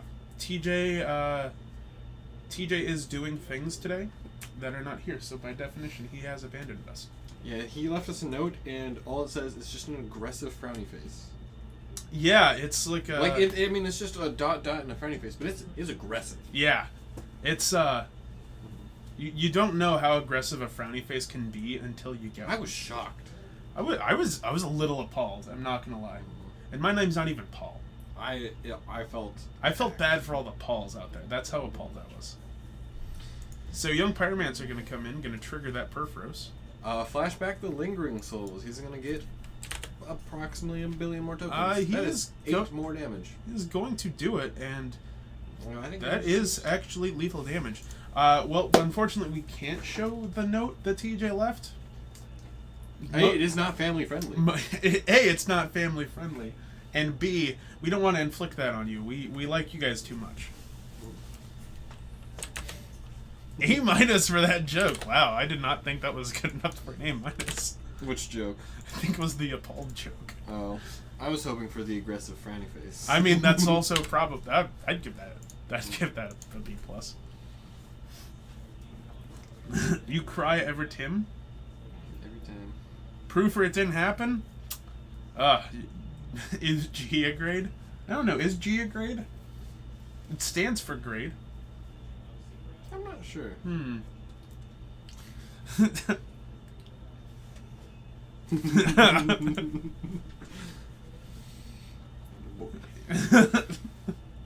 So, we're heading into a game 3 here. That game is a lot better for the token side. Played a mentor. He casts spells and resolves. Yeah, things. It's funny because abilities triggered, and yeah, game 1 it was Brian having a lot of spells in hand and didn't have time to do it. Game 2 it was Greg. Had a lot of spells I assume are in it hand. seems that the person who plays the most lands will win. The person who can cast the most spells. No, it's just we gotta play the most lands. That's why lands, okay. best deck in Legacy. You know, just because you play nothing but lands doesn't mean you have the most lands. You're right. I mean, if we're going down there, the Crucible Wasteland lock's gotta be up there. Because you play a land every turn. I saw someone playing some weird jank. It was on Reddit. And Was Modern. it me? Because I play a lot of No, weird it was jank. weird jank in Modern, and it played like Lotus Cobras, and I don't exactly remember what it did, but it sacked a lot of lands, like pitched a lot of lands, and then cast Splendid Reclamation and got them all back, and then milled them out with like Hedron Crab. Oh, you Hedron Crab, and then you mill yourself. Oh, and then you Splendid Reclamation them? And you Splendid Reclamation and then mill them. Oh, I like this deck already. Yeah. I need to build this deck. So, Yeah. Inquisition of Kozilek going to come down for Brian, obviously with the black sources. eyelash hanging from my eyelashes. And it looks like Brian's going to decide to take the Spreading Seas. That's probably a good option since his mana base is very vulnerable to some disruption. Greg is going to start with probably that Silvergull Adepts. Mm-hmm. And, yep, we're going to play an Adept. We're going to reveal Lord of Atlantis. Shocked. Oh, there is a Merfolk in his hand. I couldn't tell you how he knew that. So the first creature in play is going to be a 2/1, but is not Young Pyromancer. It looks like Brian is deciding whether or not to play it. You know, we're about due for the return of Merfolk. In new Merfolk. Thank you for the quote. That's I'm gonna use that a fair bit. I play weirder jank than you do. True. I just play him in different formats. Yeah, he plays standard, and I don't. The Mardu Tokens deck does look super sweet. I am a fan of Young Pyromancer and Monastery Mentor. It is basically a vintage deck, but not. Yeah, it's a vintage deck if you take out, all the restricted cards. If you take out all of the cards that make it a vintage deck, If you take out Gitaxian Probe. it's true. Hey, that card is barely a vintage card anymore. True, it's gonna join the list of Ancestral Recall and Black Lotus. Yes. Hi, Tavin. Oh, hello there, Tevin. My favorite part about some part of Twitch is that when it lets you know that your friends are watching. Yep, that is pretty good. Pretty good. Ooh, Vault of the Archangel. Yeah, that is a very good card for tokens, actually. Let's pull that one up. Not a card you see in Modern. In very the often. same cycle of cards, such as other notable ones, such as Stencia Bloodhall. Oh, I would thought you were gonna mention Grim Backwoods. Oh, no, Nephalia Drownyard's where it's at. Not Alchemist Refuge? Do you want to play this game with me? Well, there's Moreland. Moreland, yeah. Gavany Township. See, that's the one that everyone. Yeah, I was gonna say. I'm trying to figure out the. Well, there's Wolf Run. There's Desolate Lighthouse as well. Lighthouse wasn't from that set. Yeah, it was. Oh, it was from AVR. Yeah, it was. That's what the it was. red one. That was the. Oh, yeah, I'm going the full cycle. Yeah, obviously. So yeah, this Vault of the Archangel gets your creature's lifelink and death touch. When you have a lot of creatures, that does a lot of lifelink and a lot of death touch. Muskels, we're doing well. How about yourself? Watching some sweet modern action. We're gonna see Merfolk getting Inquisitioned here, and that's not what you want to see if you're Merfolk.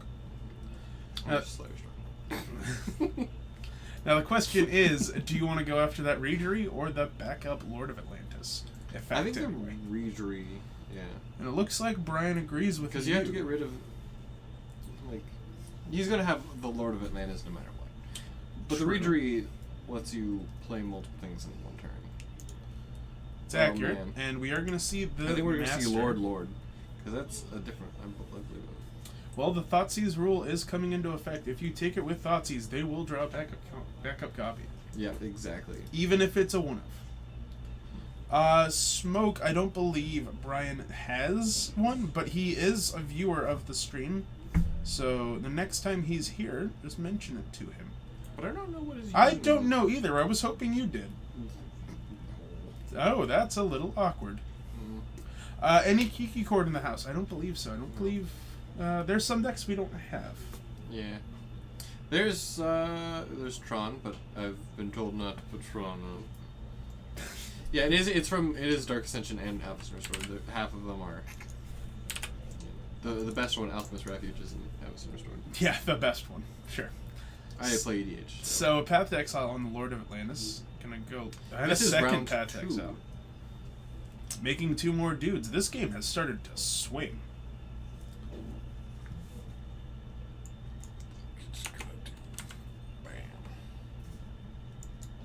Okay, It's yeah. been round 2 the whole time. Yeah, I don't know what you're talking about. This is clearly round 2. So a second Path to Exile. Those 2 Path to Exile are going to take out Greg's 2 creatures.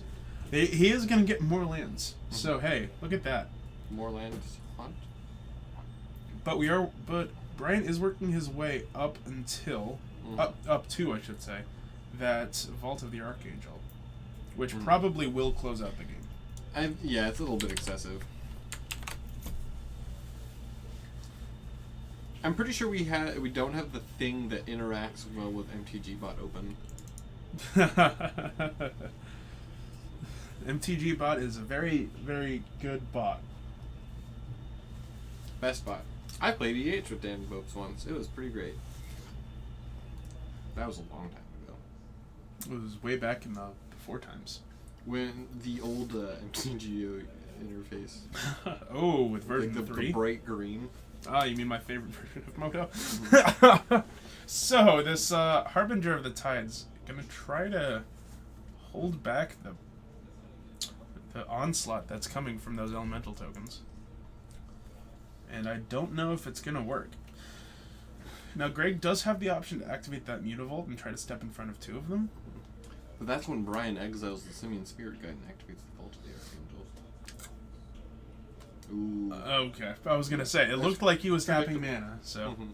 But instead of your line, involving Simian Spirit Guides... I think it was before block, so he does take the 3 damage. Yep, he is gonna take 3, gonna fall down to 11 after that bolt. It's like he bolted Greg. That is a good quote. Crocodiles are the Charizards of Florida. True. Oh man, be nice to the boy. Spawn butt. Spawn kick butt. My bits. So Kicking bots. Brian gonna draw a card, really looking for that really looking for a land here. A land lets him attack with impunity, and it looks like he did find it. Jam it. Nightblade 184. I recognize you from TJ's stream yesterday. If I am incorrect, please let me know. But anyway, welcome to the Fortnights. It's awesome to have you here. So an attack, Brett and Greg decides not to block. Doesn't want to lose his creature for no reason. And a Spellskite. I don't think the Spellskite is going to be very good in this match. I think this match very well over because unless he Spreading sees the vault, it's just such a huge swing. You can tap out. You have board control. True, and at this point, I think that the vault is starting to live up to its namesake of Avacyn in the closeout games. The angle on the foil did look really cool for like 30 seconds. Way less than that. And we're gonna see, a Zealous Persecution incoming. And that's game. That is. It's not quite game. It's not quite game, but it is. is It's basically game. going to really swing the board in probably probably a little too He's much. not Too playing bold. Engulf the Shore, so. But he is playing Vapor Snag, as you can see right there. It's gonna snag the Pyromancer. So he's gonna go to 14. And you are gonna take 6, fall down to 1. Gonna replay that Pyromancer. And I do not know what card could save Greg here. Possibly land into Cyclonic Rift. That would be about it. I think he might actually be playing a Cyclonic Rift. No, that's not a modern legal card. No, it is, because it's in return to... It's, return to Ravnica. Yeah. I'm on fire. Thank you, Psycho Jive, for joining us. Yeah, got him. Thanks for the save. Anyway, Mardu Tokens winning over Merfolk there. Just very disruptive gameplay in Game 1. Or Game 3 and, well, Game 2 didn't draw. Well, we got 13 minutes. I'm going to go see if I can find a round. I'm not going to look very hard because we can play 20 questions. If I can remember how to do it. Okay.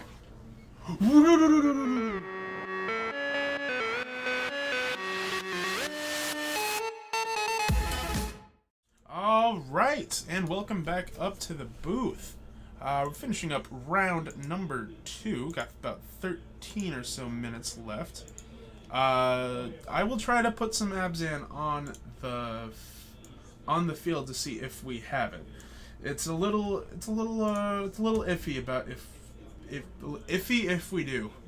There's got to be a better way to say that. It's a little iffy. We don't really know what our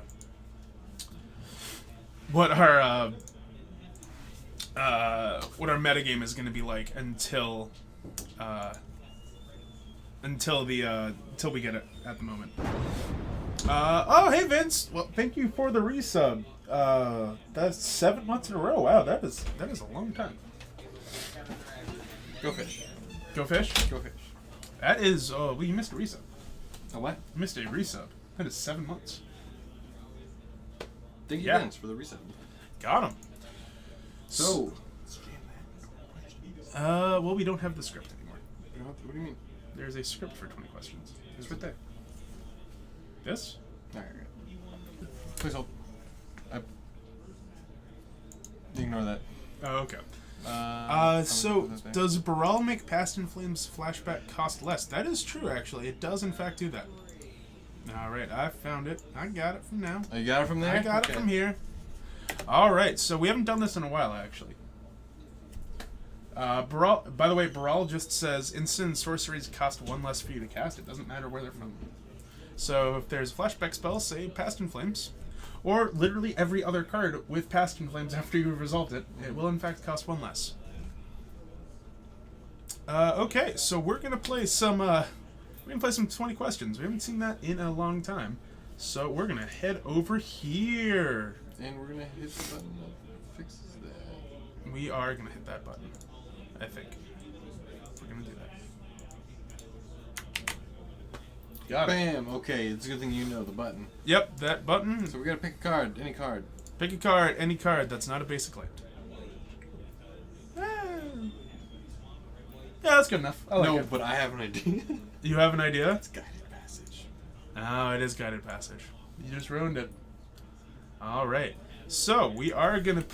All right, guys. We have a card. I will leave this one up to you to explain the rules. You can ask yes or no questions. There's 20 questions. Yep. That's it. Yes or no questions is the important part. And if you guess right, you get put in the. At the wall of Etched Champions. Okay. Look at that. Is it modern legal? It is modern legal. I don't think it is. Is it? That is I'm sure it very is. not modern legal. No, it is not. Never mind. Is it multicolored? No. It is not multicolored. It is not of the hokey pokey. That's not the question. Is it Earthbind? No, it's not Earthbind. Is it CM3 or less? Yes, it does That's cost very less than true. It CMC is less than 3. Still not multicolored. It is in fact monocolored, True enough. which is different than not. So it is in fact monocolored. Is it a permanent? It is in fact a permanent. And it is also monocolored.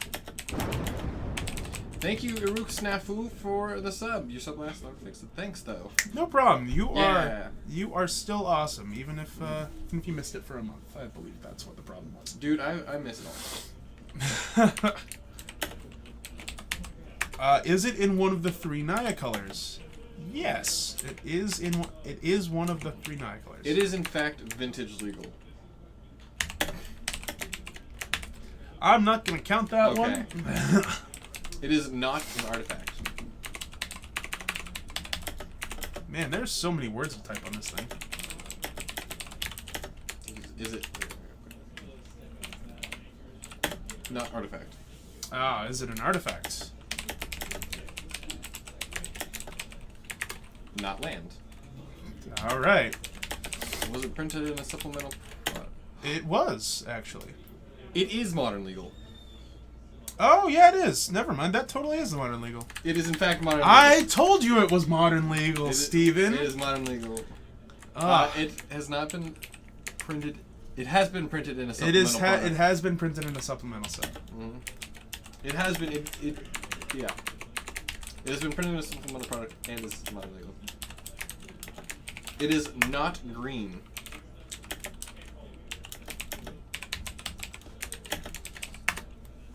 Yep. Commentator punt. Add that to the list. Nice squid.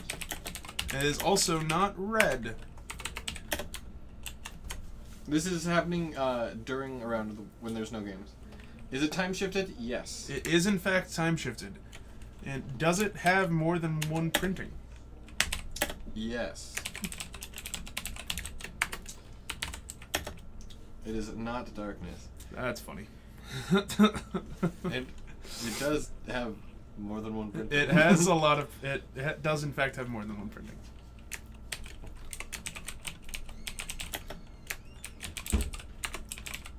It is not. Oh, that makes sense since it's a time shifted. It already would have to have that. So yep. Yes, Doro. It is a white creature. It is in fact a white creature. It is so narrow right now what it could be. All right. Well, we're at question 12, and you guys have narrowed it down to a modern. A modern white creature. It is not disintegrating. Yeah, with CMC less than 3, that's been time shifted. It is not Valor. Also, the Valor costs 4 mana. It is not White Knight. Is crew good? Some vehicles Oh, are there good. we go. The Rush got it. It is in fact Acacian Javelineers. If I could. It's that one. It's this one? Yeah. That wrong button. You just gotta click it, I think, right? No. It's an Acacian It's Javelin. Acacian Javelineers. I promise. It is in fact Acacian Javelineers. Yeah, it comes into play with a javelin counter in it. Yeah, you can use it. I didn't see the part where it's time shifted, and it's in the supplementary product. Dual decks, Elspeth vs. Kiora. And also the online supplemental set Masters. So look at that. Look at that. The Yeah. Rush, I feel like you're on the wall already. Do we? It's somewhere. The wall is actually on TJ's phone. That's interesting. So, that's a little unfortunate. But We'll just call him and say, "Hey, I know you're busy right now. We gotta put the rush on the Etch Champion." yeah, the wall of Etch Champions has got to get one bigger. All right. Well, I'm gonna go try to find another match. So All right, you do that. I'll do that. All right, so. Well, hello, Pablo. How's it going? Doing things, other things. Something mostly lost. All right, so I'm gonna take this as an opportunity to thank all of you for watching. There are 185 of you. That is a lot of people out there. You guys are awesome for joining us. You could do anything else. It is Twitch. I just actually I'm gonna come back up to here really quickly, just to thank you guys. You guys are still awesome. Am I gonna be up there Sunday? Maybe. I'm not sure. But yeah, you guys are awesome. I'm very happy that you guys are picking this stream to watch on Twitch. There are a lot of things out there on Twitch that you could watch. So you got some other people that are doing stuff right now, but you chose to come here, and that is awesome. And the only thing we ask of you is to maybe tell someone about the stream if you like it. If you don't, tell your enemies, tell your friends, tell anyone in between. Just hey, these guys are doing some pretty cool things out there in Snohomish, Washington. 6 words question. What's my favorite draft deck? What is my favorite draft deck of all time in what format? Raluk. I think that's how you say it. Don't worry about it, and that it didn't pop up. Popped up eventually. Thank you. We're very happy.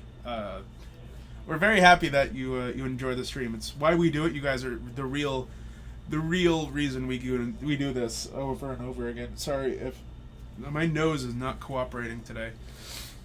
Oh well, thank you, Spammy. I'm glad you know that we're reaching out to more and more people.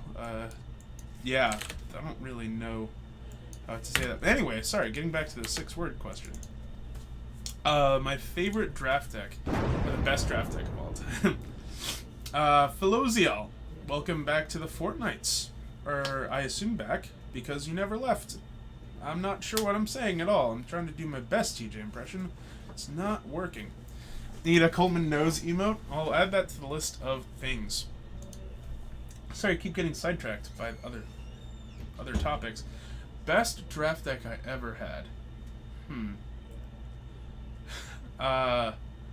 It's probably Innistrad. And it was it was right before people had figured out spider spawning was really good. And so I got 3 spider spawnings, 3 Knot of the Bones, and about 6 mulches. I don't think I lost a game, and I don't think I ended any of those games below 12. That deck was really good. I'm discounting cube drafts because cube drafts don't really count for me anyway. Because whenever I cube, it's doing something really stupid. Yeah. So anyway, we're coming into round 3 of 4. What is a good pre-built deck? Can someone tell you? So when it comes to modern, I know 6 words, quote unquote. We haven't done 6 words in a while. I know. My bad. So when it comes to modern, if you're just getting into modern, which is awesome, I would recommend looking into some mono green devotion, sort of thing, or maybe not devotion, maybe mono green stompy, something like some Stringroot Geist, some Avatar of the Resolutes. There isn't really a pre-built deck for modern. The modern event deck, it's good, but I'm not sure you can find a copy of it, unfortunately. Pre-built decks don't really exist for modern, unfortunately. So I would look for something in the neighborhood of a Stompy deck, because it's pretty simple to learn, but also it's deceptively powerful. We're waiting. There's a Scred versus Death Shadow that's in the last match. Okay. So if you were to if someone is looking for a pre-built deck for modern, meaning that they're trying to get into the format, what would you recommend? Something that they don't have to spend a whole lot of money on, I assume. If I'm wrong, please let me know.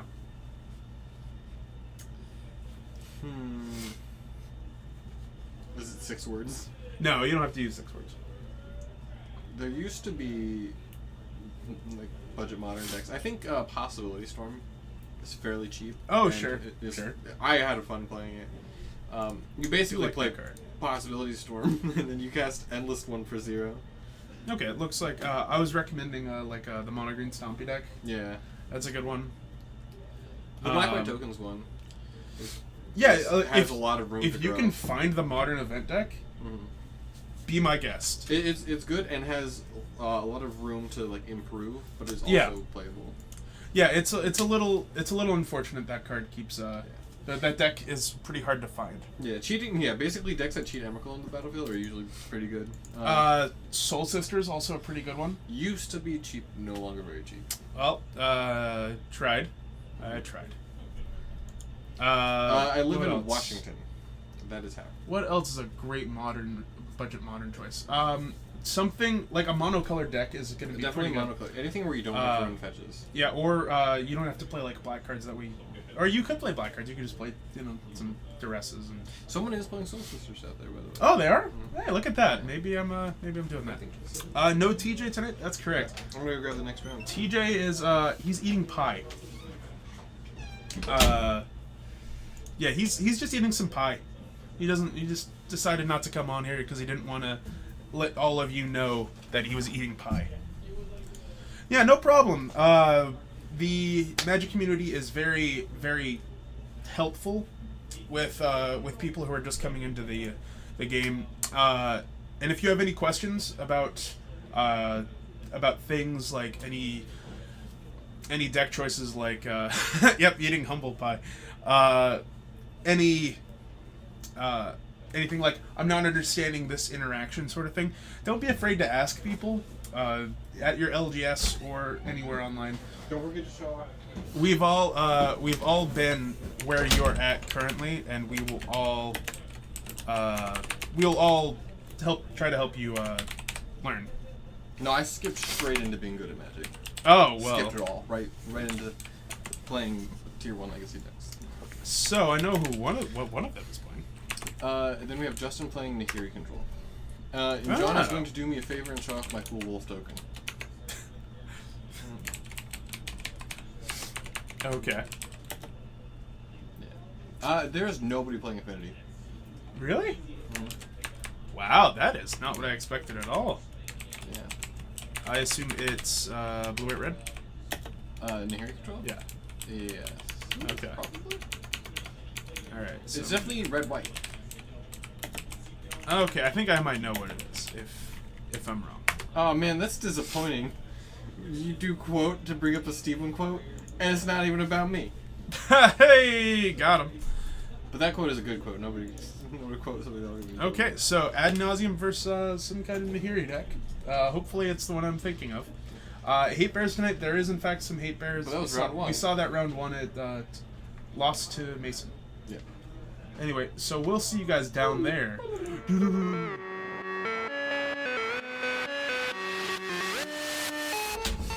All right. And this actually is Sun and Moon, Yeah. not some Nahiri Control. That's what I thought. Well, I asked him. He told me Nahiri Control.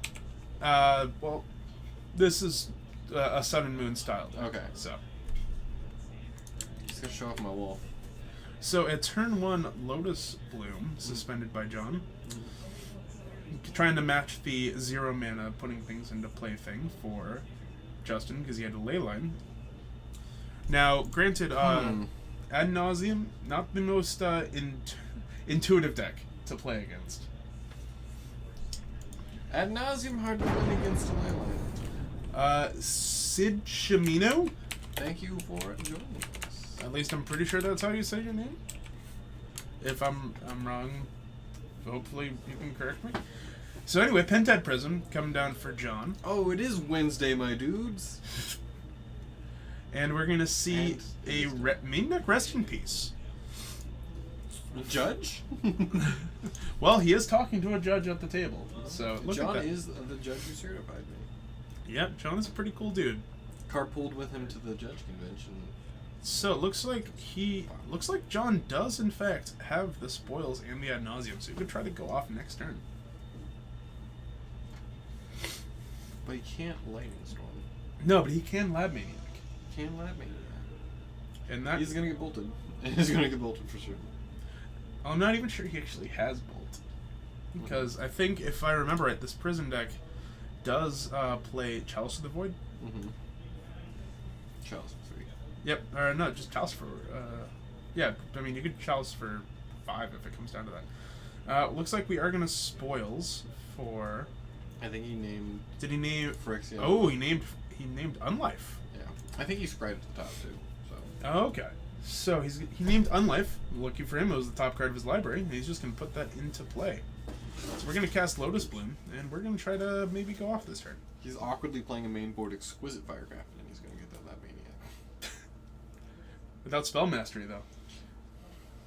You know what? And we are going to see ad nauseum. Looks like Justin has no responses. We're going to show off our cool deck. This is him shortcutting to drawing his whole deck. Yep, I'm going to draw my entire library. Well, you can't actually win with Lightning Storm. You might want to tell him that. Just tell him there's a Leyline in play there. It is not a legal target. We'll see it. I just mentioned it to him. Hey, John. Targeting?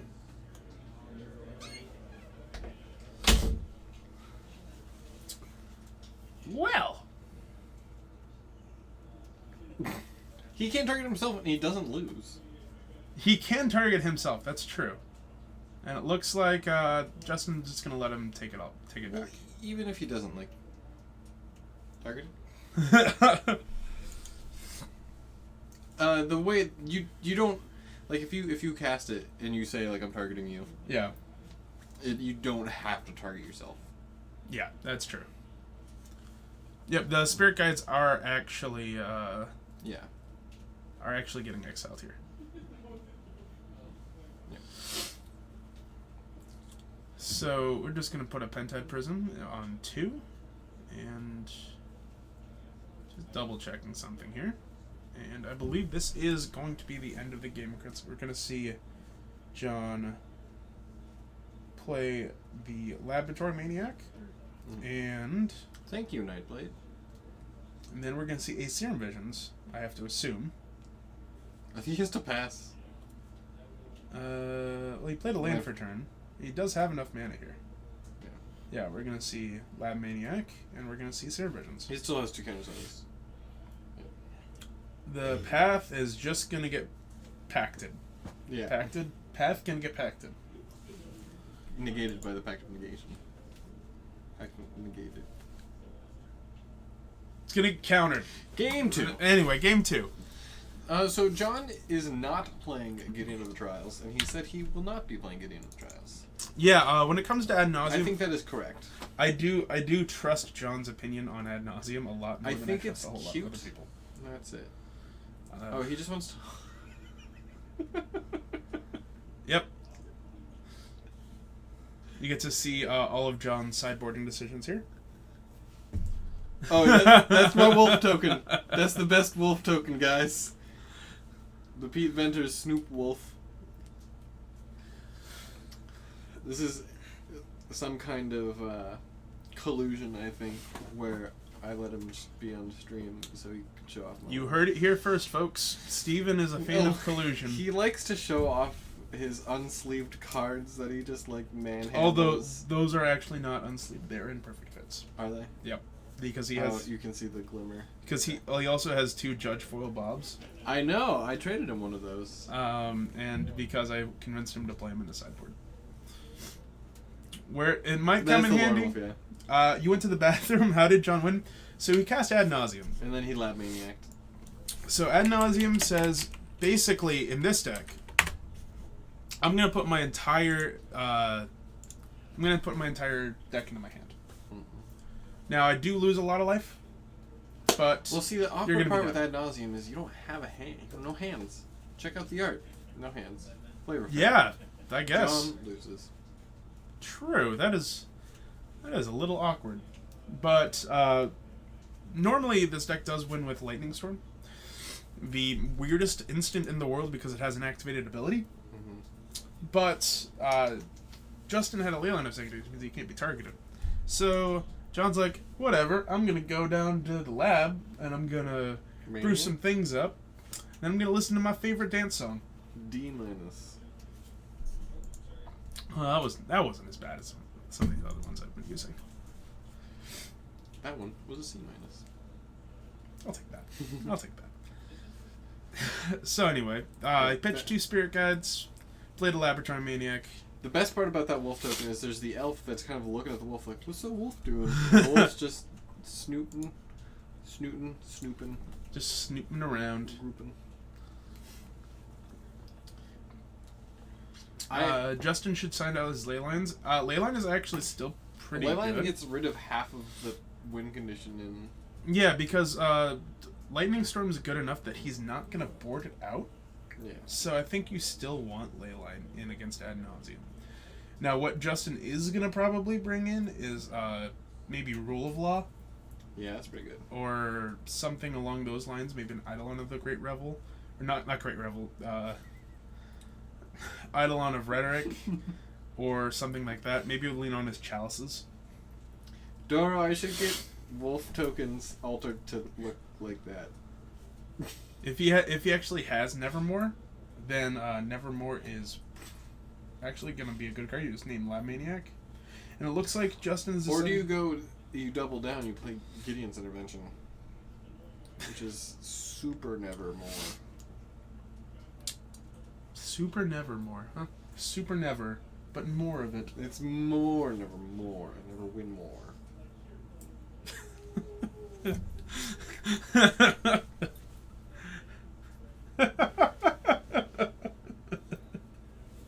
Sorry, that just... Yep, apparently today is the Giggle Fest. Okay, so Justin's going to be on the play, though. That might impact his decisions more than cards being bad, though. You want to see what we're giggling about? I'll just show you right now. This is what we're giggling about. Thank you, Dustling, for joining us. I don't know if it's worth the giggle for, I'm sorry. I've actually literally been thinking about it all day. Leviosa. It's Leviosa, not Leviosa. Leviosa, not Leviosa. Sorry. You know what I realized? There are 4 Sarkon Planeswalker cards. was thinking about that today. 1, 2, 3. There's Vol the Mad, Dragon Speaker, and then Unbroken. I Unbroken. always forget about Sark and Unbroken. The Teamer one. It's like such a good card, but just such a bad card. Yeah. You plus it adds mana and a card. But if you minus it, you get a 4/4 for 6. And then you ult it, and it's like, So you don't play in the deck that plays a bunch of dragons. Yeah, that's unfortunate. But you know what's not unfortunate? John's hand. No. As Unfortunate's the favor. turn 1 Lotus Bloom. I want to see more decks play Glorious End. I do too, actually. That card is card's very interesting. Such a good card, but such a bad card. It would take away the exclamation point. It takes away the flow. What would it take for you to come up and cast with me? That's a good question. I think I'd have to actually ask TJ.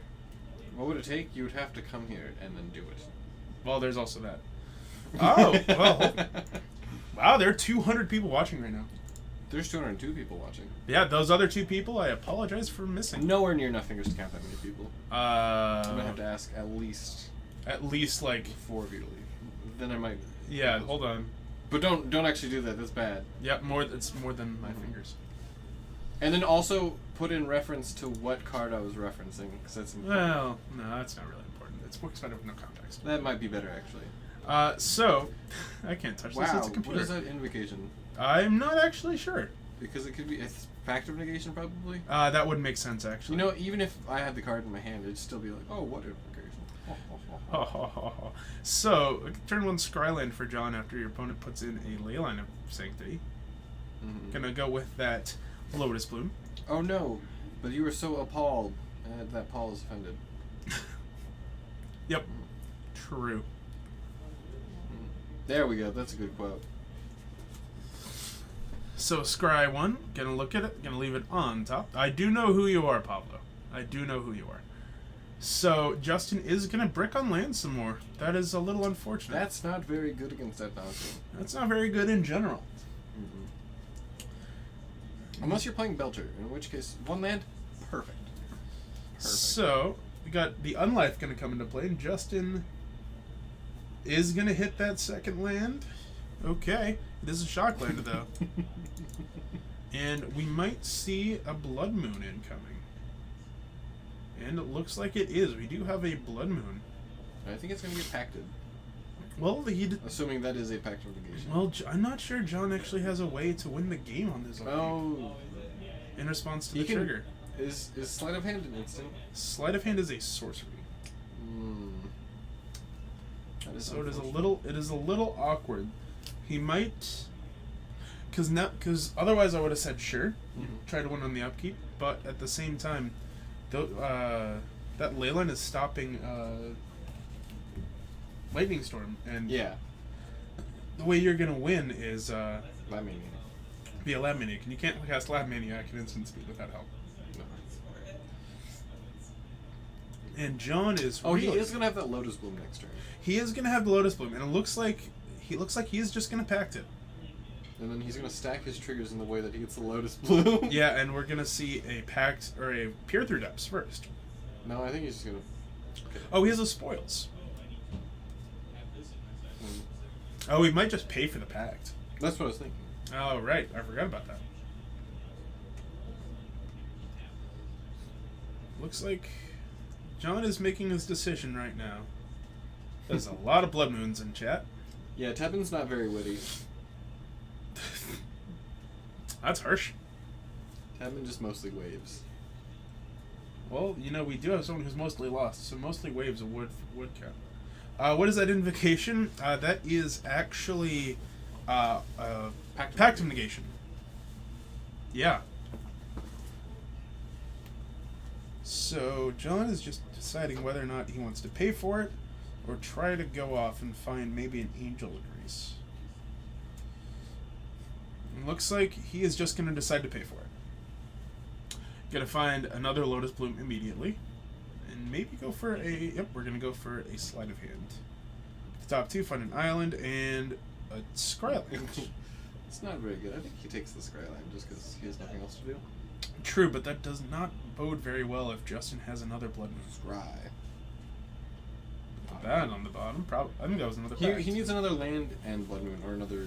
Or another Spirit Guide. Spirit Guide. So it's 2 cards he'll need. True. Yeah, and I think John's just explaining that, that Leyline is actually making it super awkward for me to win at instant speed. That's a Gideon Jura in his hand. No, I In saw Justin's Nahiri. hand. So John's going to find another Spirit Guide. Interesting. That is, in fact, a Gideon Jura. So Yeah. here comes Blood Moon. El Bloodo Muno has doing that. How did he cast that slight? Opponent did not actually have a Blood Moon. He countered the Blood That Moon. got Pact of Negation, and then John decided to pay for it. So the Blood Moon wasn't actually in play. As opposed to this one, which probably will. Well, he's gonna peer through depths. Yep, see if you can find something. Foil peer through depths. So we're going to sign Prophetic Prism, land, Prophetic Prism. Lotus Bloom, and a... Wow. I think he takes the That was a 3 of a kind. That's 3 Seachrome Coasts. Yeah. Alright, and looks like we did not find one. So this Blood Moon is going to resolve. What does peer through depths do? Peer Third Depths, we can actually pull that up for everyone wondering. They didn't take it. Well, you can only find instants or sorceries. And none of those cards were either one of those. Yep, it is an Yeah. arcane spell. Whiff. So Oh, he still has red mana. And he still true. has, He does have a lot of red mana. oh, It looks he's- like spoils. Wow. we're going for spoils. You can go deep. See what he's naming? John, naming? Yeah, it looks like he's naming ad nauseum. Just gonna try He's to gonna go go for for it this next turn. That's 3, 4, 5, 6. Ooh, that's bad that he's had to exile that Lab Maniac. Will it go into his hand? Spoils? Oh no! It's it a doesn't. spoils. He's Spoils. not ad nauseum. He's. Ooh. Does he? He definitely said we're in Echoing Truth though. Yes, definitely. Wow, Pickle Plop, living in the future. So this is in fact spoils of the vault. So he is going to remove those 5 cards, and he is going to lose 5 life. So he should in fact be at 15. And just mention that the Life total should be a little changed. Life total? Spoils of the vault, life total? Life total? Life?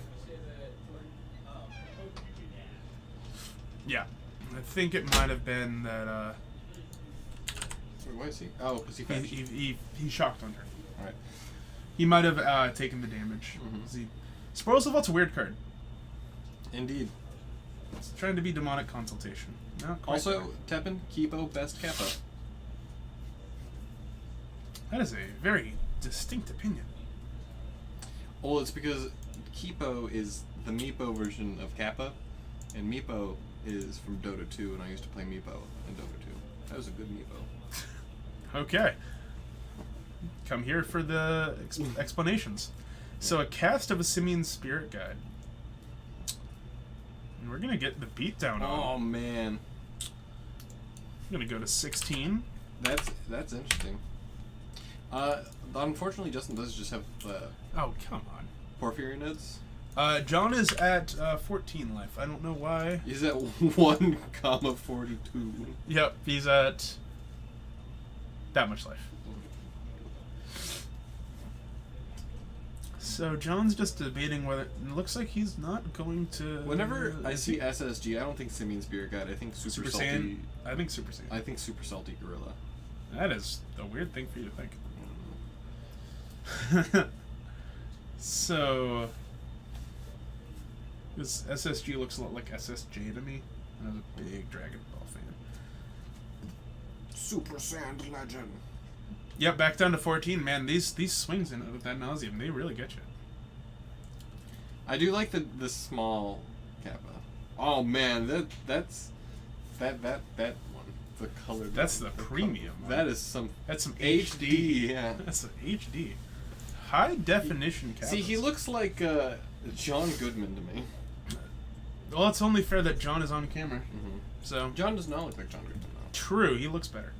He looks like John the Judge. It looks like John's gonna say, "All right, I'm gonna put my entire deck in my hand. Now, what am I gonna do with it?" We're gonna look at our sideboard and realize that that maniac's gone.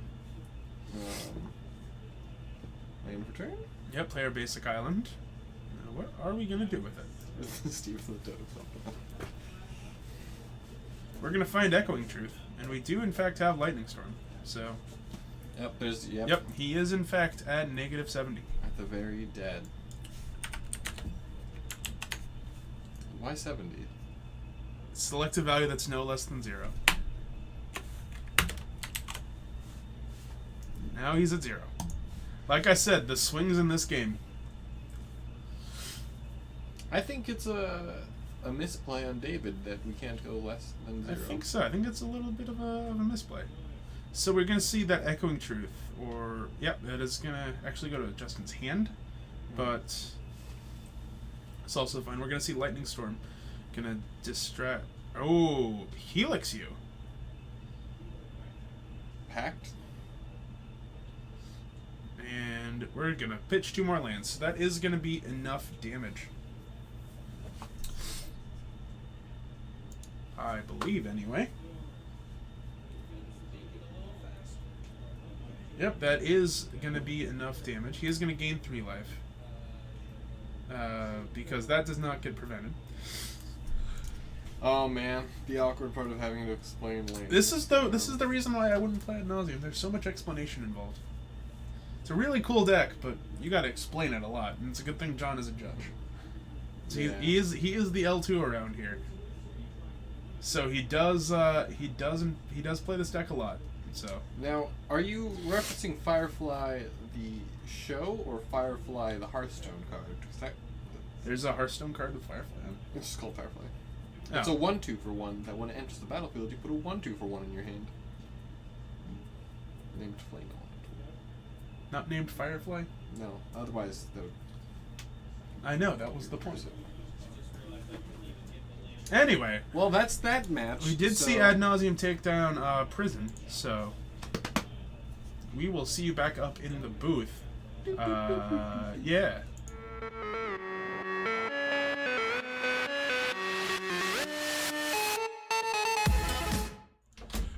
Welcome to the Geek Fortress stream. My name is Coleman. Steven is... I think he left. I think he's doing things. Like finding us another match in this round 3 that I did not update the timer for because there are a lot of buttons back here. Oh, we just saw Ad Nauseam take down Red White Prison, actually. Deck you don't see here. Deck, that's actually, we don't see here, but in my opinion, is actually in a pretty good spot. I think Leyline of Sanctity is a very, very good card. Ad Nauseam and Prison deserve each other. Well, I can tell you, Prison does not deserve to lose the way that it did. Mostly because, you know, Ad Nauseam's a weird deck if you haven't seen it before. Excuse me. Woohoo! Why you so handsome, son? I do what I can. Sorry if that is a problem. I apologize. 5-color Bring to Light Gifts Tron. That would probably be the only Tron deck I would actually play. So yeah, we do this stream 3 times a week. We do it obviously today's at 6 p.m. or at 7 p.m. Sorry, Saturday. Saturday stream is at 6 p.m. and our Friday stream is actually Legacy at 7:30 p.m. All these times are Pacific, and as opposed to specific, it is Pacific.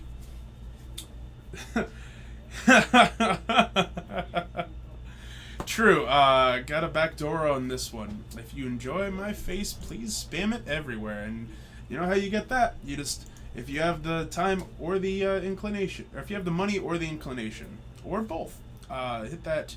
You can hit that sub button. You get some awesome emotes like my face, which I don't like calling myself awesome, but you know it is what it is.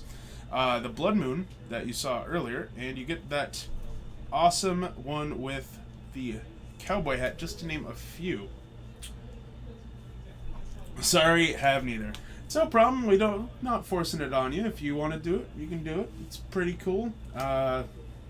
Get all of those subs, get all of those emotes, and a couple more we might be working on.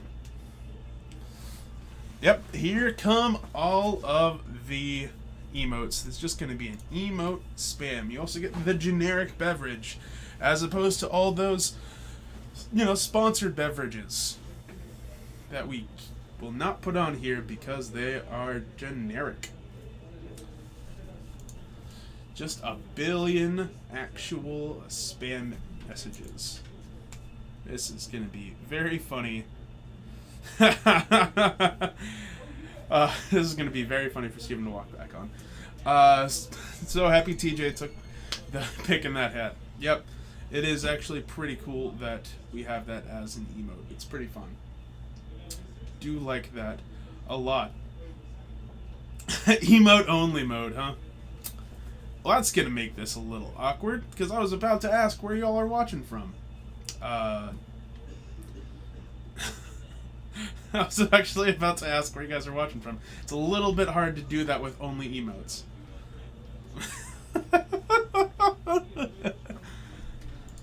Alright, alright. Well, that is quite the emotes. So yeah, if you guys are watching this, if you're watching the stream and you want to put it in the chat, I'd like to know where you guys are watching from. It's always very interesting to me where everyone is. From Georgia, that's actually really cool. I've never been to Georgia. I would like to visit the East Coast one of these days, Marinos, or however you call it. Seattle, that's a little unfortunate you can't make it up today, but hey, maybe you'll make it on Saturday. Do have some more things going on this week. Hawaii, that's pretty cool. I mean, it's about, what, 6-ish over there right now? Not sure about the time zone difference. NorCal. Oak Ridge, Knoxville, Tennessee. Yep, doing some Tennessee things over there. Over in Jersey. East Coast looking a little more popular than I thought it would be today. South America, Brazil. I'm not even going to try to... Or a generic brand food. See? That's what I was just talking about. I'm not even going to try to pronounce that because I know I'm just going to mess it up. By the way, you missed all of the emote spam. Wow. Did someone sub? No. Wow. They just said they just wanted to spam emotes, which you can do if, just don't overuse it. Just asking where everyone's from. We got a couple people from Brazil. I'm from Snohomish. Are you really? Mhm. I'm not. I've only lived out of Snohomish for 4 months total. Wow, that is Yes. When I moved to Bellingham last year. commitment. It's commitment. Yeah, generic brand peanut stuck in throat.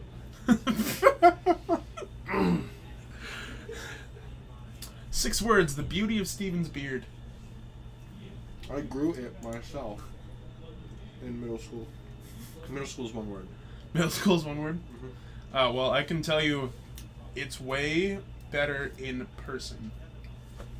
It says 2 words there. It is way better in person. Please don't touch my beard in person unless you ask. No, sure. It's Obviously, always, that's always a weird thing. People just assume, like, he has a big beard. I can touch that. I don't know. yeah. Please don't touch anyone's It's like- beard without them asking. Without asking, I should say. Sometimes I've had, like, a long day where I've sweat a lot. And they just come and touch my beard. Like, oh, gross. It's like, well, yeah. What do you... Yeah, TJ's figurative deaths are the reason that people come back. Every time, he has 9 lives. I swear. Just keeps coming back when you think he's gone. Are we streaming Game Day? I sure hope we are. Well, we might be. That'd be pretty cool.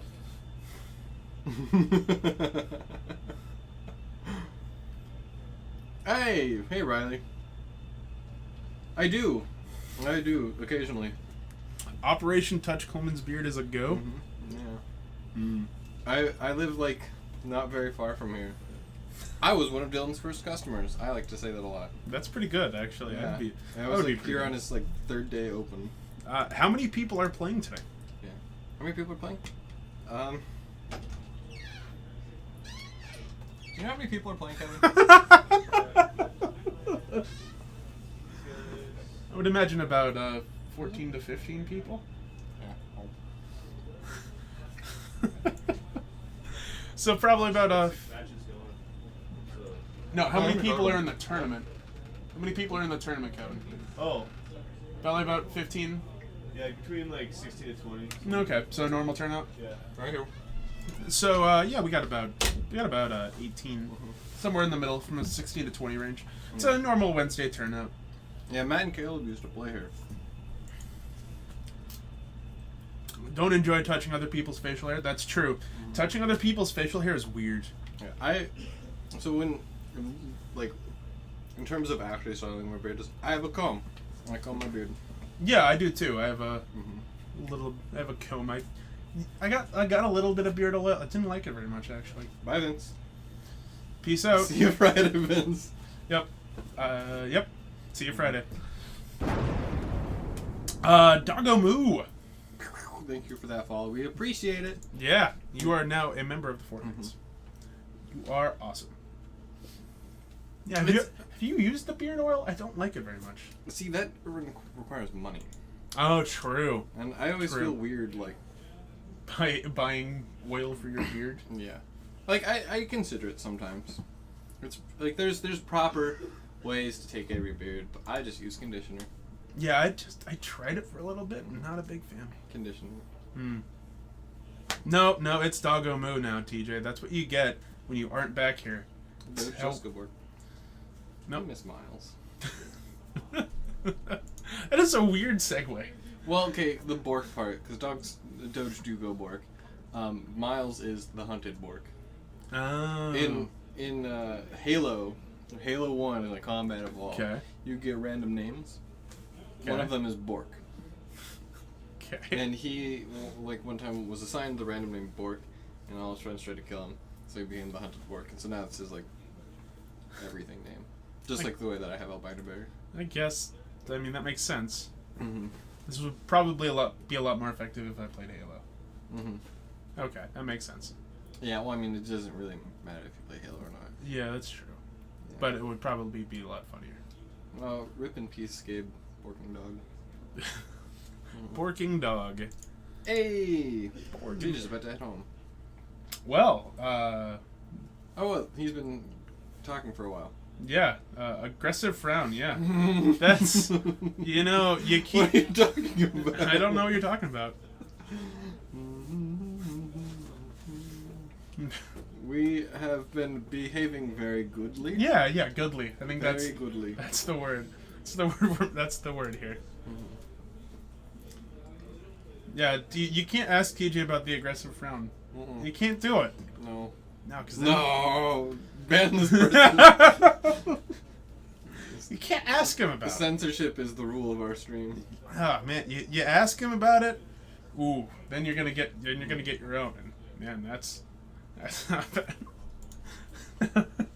You know what this feels like? Okay, wait, no. See, now this part, like, that sentence means nothing. See, That one actually. this actually does kind of feel. TJ's gonna read that tab and be like, and what's different? This feels like it feels like your brother went to go talk to your parents and complain about he hit me too hard or something. This does kind of feel like that. Yeah. Not that you know we don't appreciate your commitment here. There's the aggressive friendly face. Oh man, Well, see, he didn't hear the part where the aggressive friendly face didn't. It was only just dot amount. Yeah, even- yeah. No eyebrows. no eyebrows. You can have a very very aggressive frowny face. Just you try. So anyway, we're just waiting on our next round.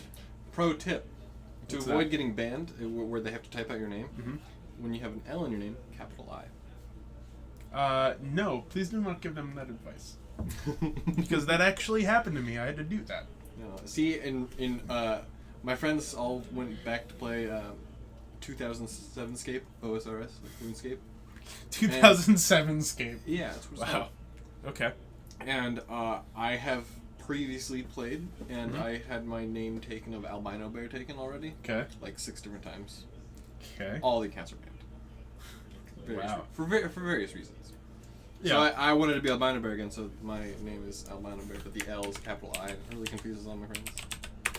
I know, I that's how I ban people too. Man, we should not be talking about banded people right now. Because it I've distracts never- from the people who aren't banned, which is all of you guys, and it's still awesome that you guys are here. If you're in a band, I have some suggestions. Oh, for- sure, a band name. For a band name. Okay, okay, in that case, but you go right ahead. Fort Scram. Oh, Fort Scram? Hey Doro, we should start a band. Fort Scram. Snoop Dogg. That's not. Wow, that works out a lot better than I thought. That is like barely green screen. Wow. See now, notice Notice the the elf in the edging. back. That is bugging out. Yeah. Yeah, the elf is bugging Now out what about leg. the back of the? Can hide. Wait, what's in the background? Oh, that's is this a license? Oh, it's situation? no, it's the shot. harpoon. Skywhaler shot. Yeah, there we go. My next band name is Felidar Guardian. I get. Mhm. I pick up what you're putting down here. Yeah. Hmm.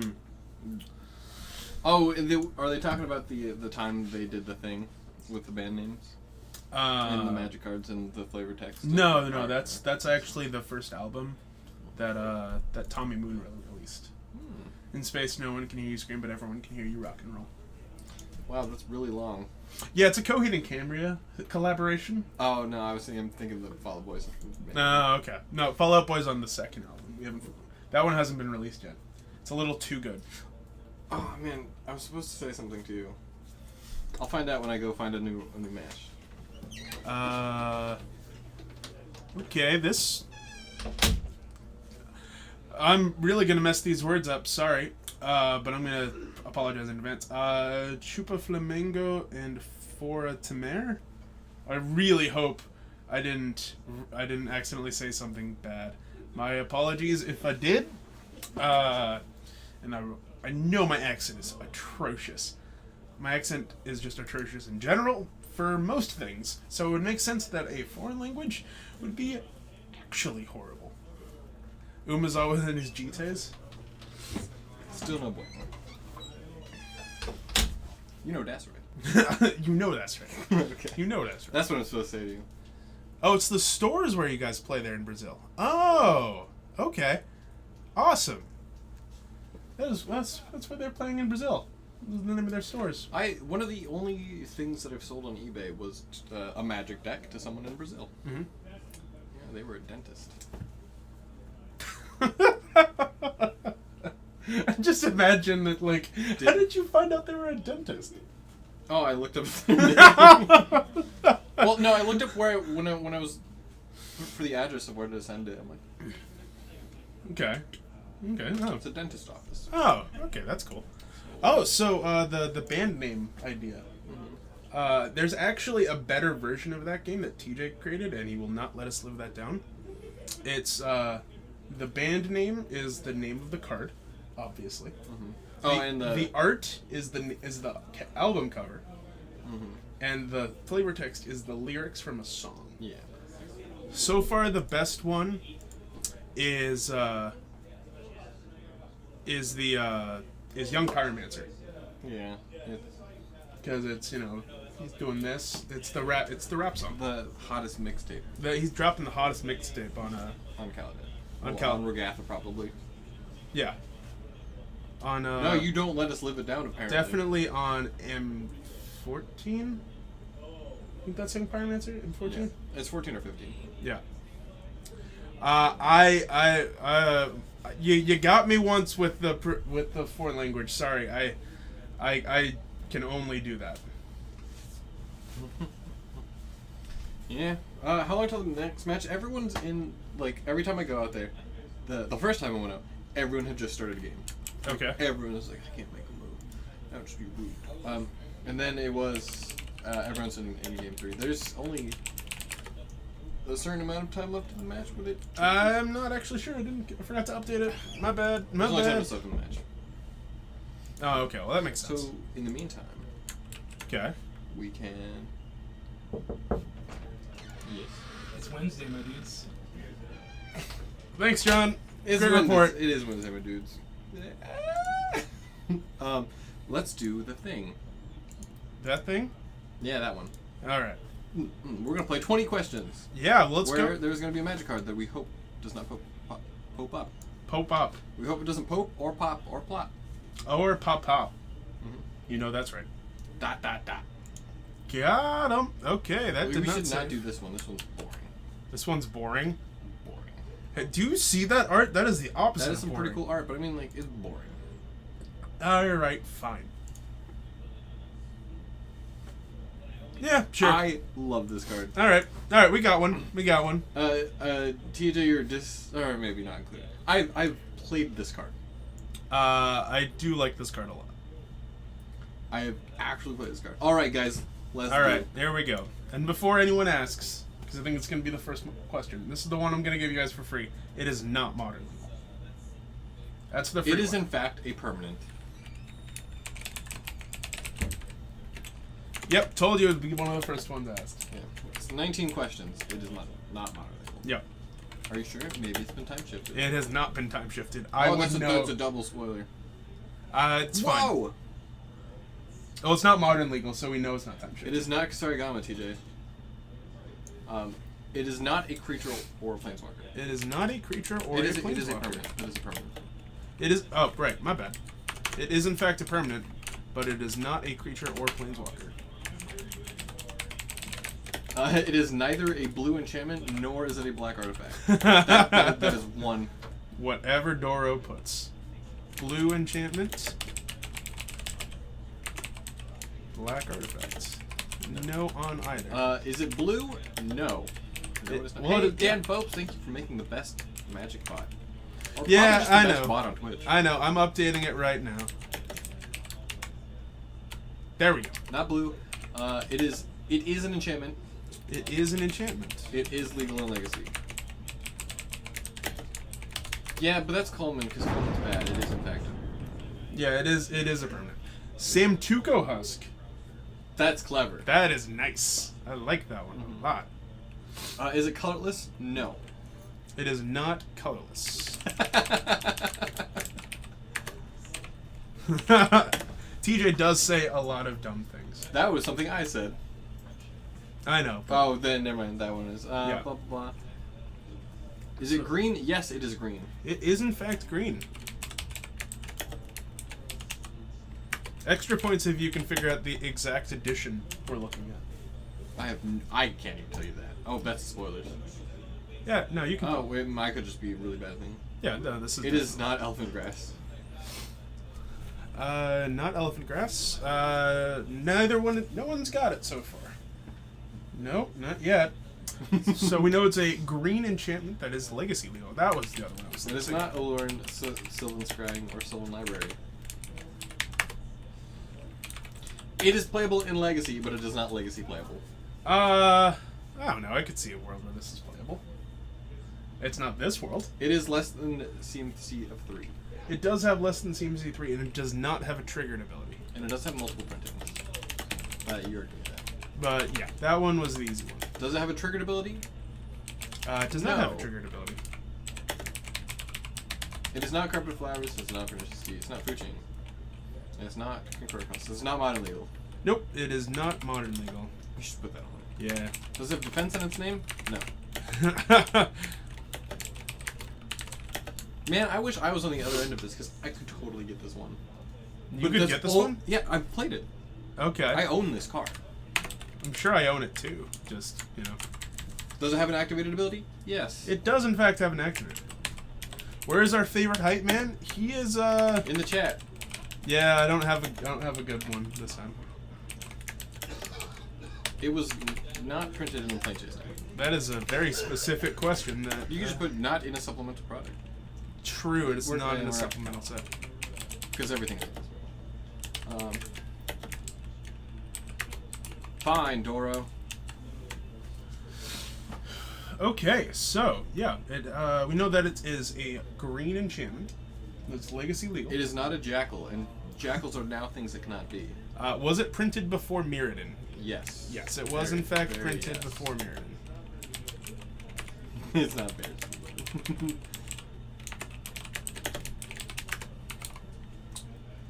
So not yet. Scroll's Nest doesn't have an activated ability. Oh come on. It gives one. Still, It is an enchantment with an activated ability, yes. it is an enchantment with an activated ability. Is Is it it an aura? Yes. That is true. It is in fact an aura. It is not. Has it been reprinted since Mirrodin? No. No, it has not. It is legacy legal. Yes, this card is definitely legacy legal. That is a lot of quotes. It is. No. Yeah. Nope. Does it It give does- Shroud and have Shroud? No. It does not give Shroud and have Shroud. Does the activated ability cost 3 or less? Yes.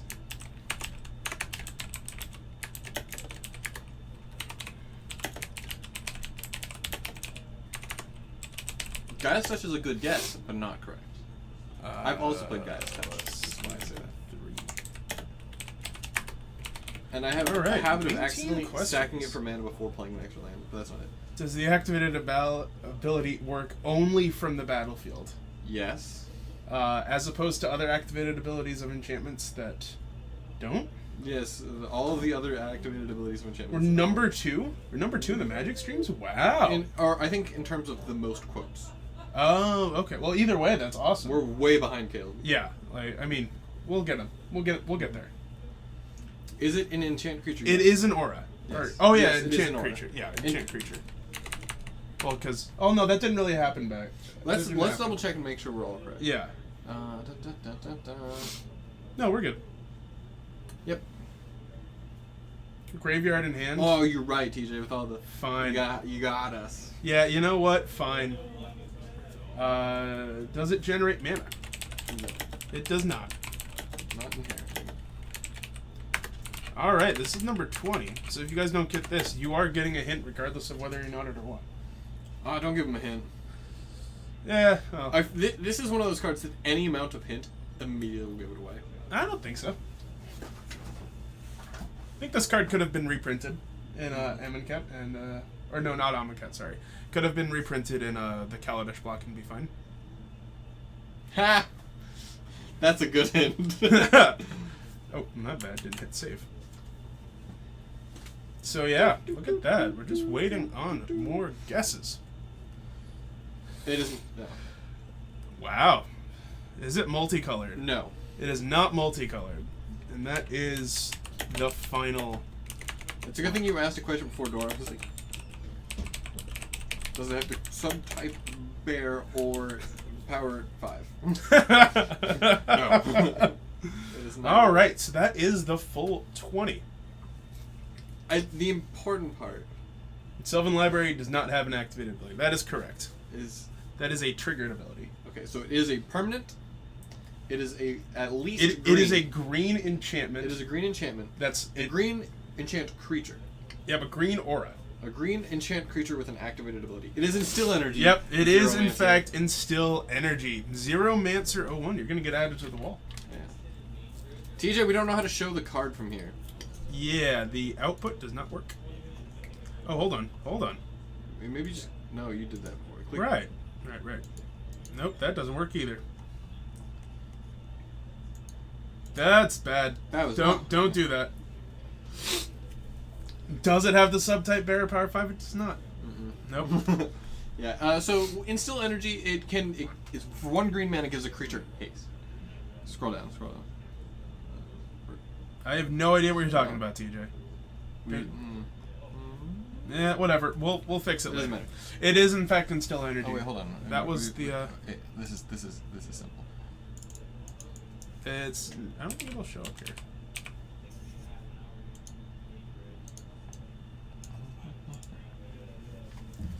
Is it? Oh, there we go. Okay. Yep. It's instill energy, and that actually was the one we were. It taps. You can attack as though it had haste. It doesn't give haste. It can attack as though it had haste, and it gives vigilance. The reason I played it was 1 green give haste and vigilance. Oh, sure. I did play it in the Roll the Mist Dog here. Yeah, it doesn't give the creature haste, as if it just can do it as if it had haste, and only attack, not activated abilities. You Yeah. can't activate a. You can't tap it for mana. No. You can't tap a bird for mana immediately. Yeah. You can just attack for 0. Yeah, thus the joke about energy. Mm-hmm. That was the hint. I'm glad someone The instill energy. Yeah. instill energy. All right. Well, I'm gonna go look for people. All They're right, so probably we will very close to now. transition back up here. So yeah, we're just waiting on the last round.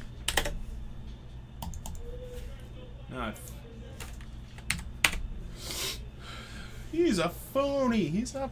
Look at this phony over here. Any sweet decks in the room? We saw Mardu tokens with Perforos and Lingering Souls. That's gotta count, right?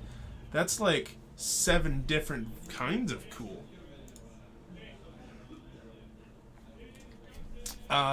This 5th edition does not give haste. It says it's unaffected by summoning sickness. There's a little bit of a difference there. The Oracle text definitely says can attack as though it had haste. You can do whatever you want, TJ. We'll adapt to whatever you want.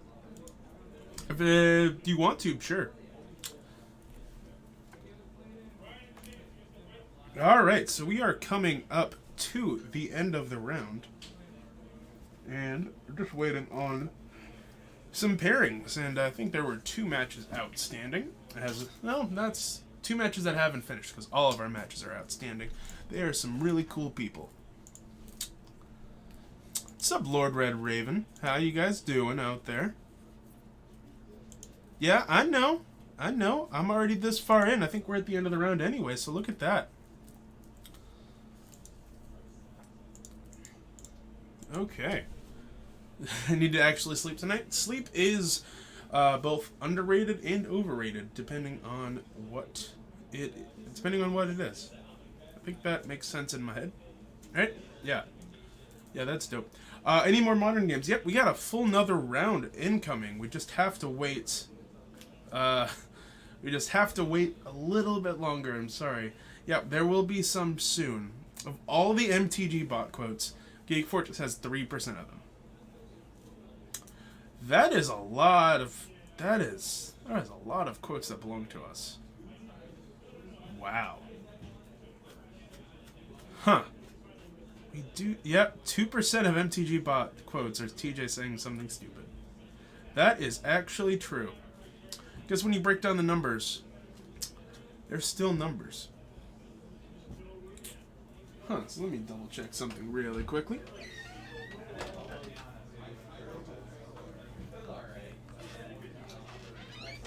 Yep, we have in fact reached the end of the round right now, so we're just waiting on, I think, one match.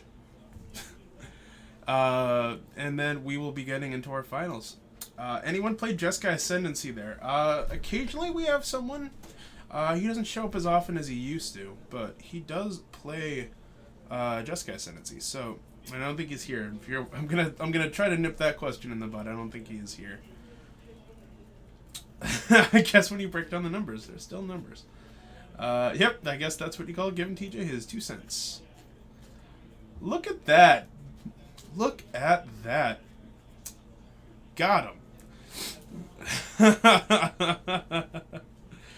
Can anyone add quotes?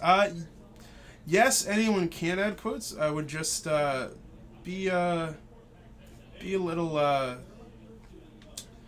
don't add too many quotes that, you know. Yeah. Be cautious with it. Yeah, I was gonna say, TJ, that is not the direct quote. Jeez. Yep. There is a typo there. Man, you guys are messing up. Hey, Jeskai Block, if you want to come up here, I know we'll be doing some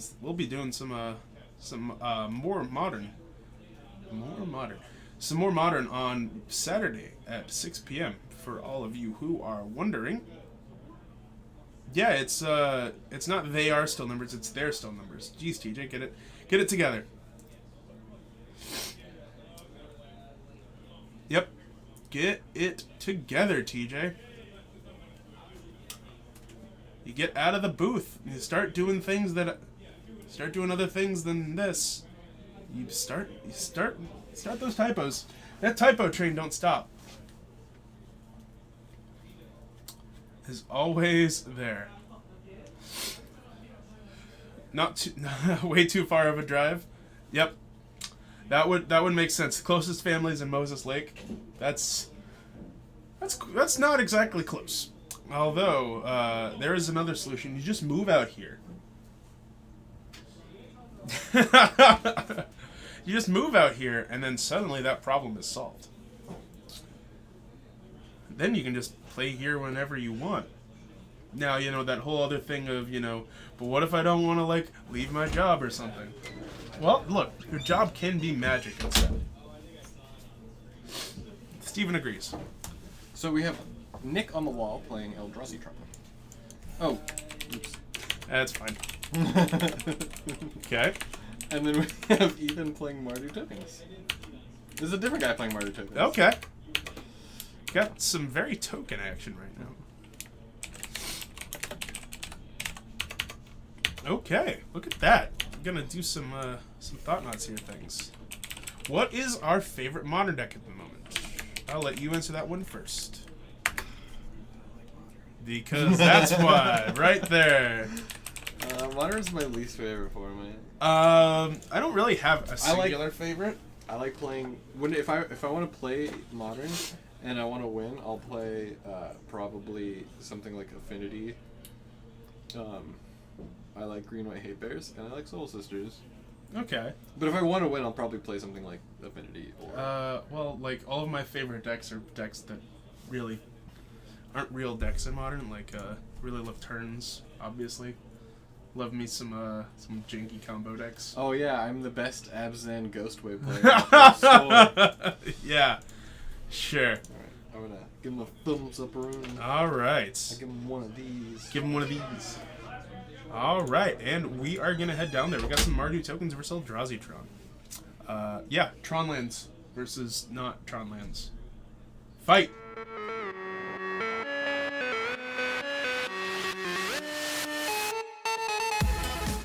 Alright. right, so we're gonna join them in the middle. Look at that. Scram. I like how it's even like got the white border.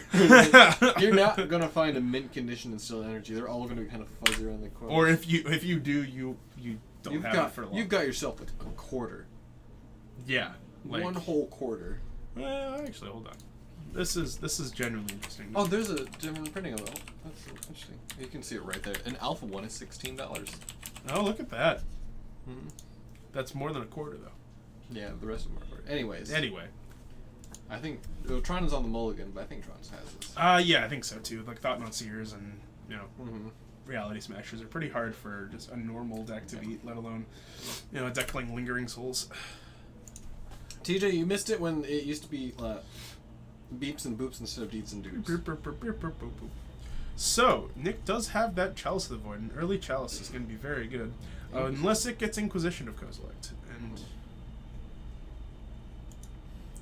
well, Nick's still deciding about his mulligan. I think the players are playing a pretty relaxed atmosphere, so it doesn't really matter to me. Ooh, this hand is weird. So A Ethan's Sanctum and a temple. Ethan's hand is pretty. I would actually say it looks to be actually kind of resilient to that Chalice. I think I would have taken that Expedition now. Stop him from developing mana because it doesn't look like he has either any Tron lands or another. Yeah. Yeah, because it doesn't. His hand is very weird in that. Nick's hand, I mean, his hand is looks to be very odd. Is that a Warping Whale? Might be. Would make sense. I have a carpet of flowers. It's a magic carpet of flowers. Well, you just have to get on the magic It carpet. was in right? fact a Warping Whale. Yeah, It's, Warping Whale gonna exile Young Pyromancer, and we're just gonna draw another Young Pyromancer. That makes 3. That's tech. That's how you do. Just draw There's more a of them. Thought-Knot. But he's missing a land. He can sack the. Yeah, there you go. So it looks like he's gonna go search for a land. Now, is it gonna be a Tron land or another temple? There is some tension involved there. Also, white border lands. My man. This Moo. What's a Moo? Matchup. This MU. And it looks like we're just going to search for another Eldrazi Temple. I think crucially, those Eldrazi Temples, the rare printing.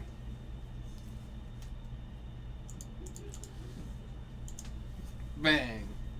I don't know what you're talking about. But I don't know what you're talking about. Obviously, it's just. Yeah. So, also, do you think drawing has double Fatal Push? This is going to be very awkward against these Reality Smashers. And Thought-Knot Seers.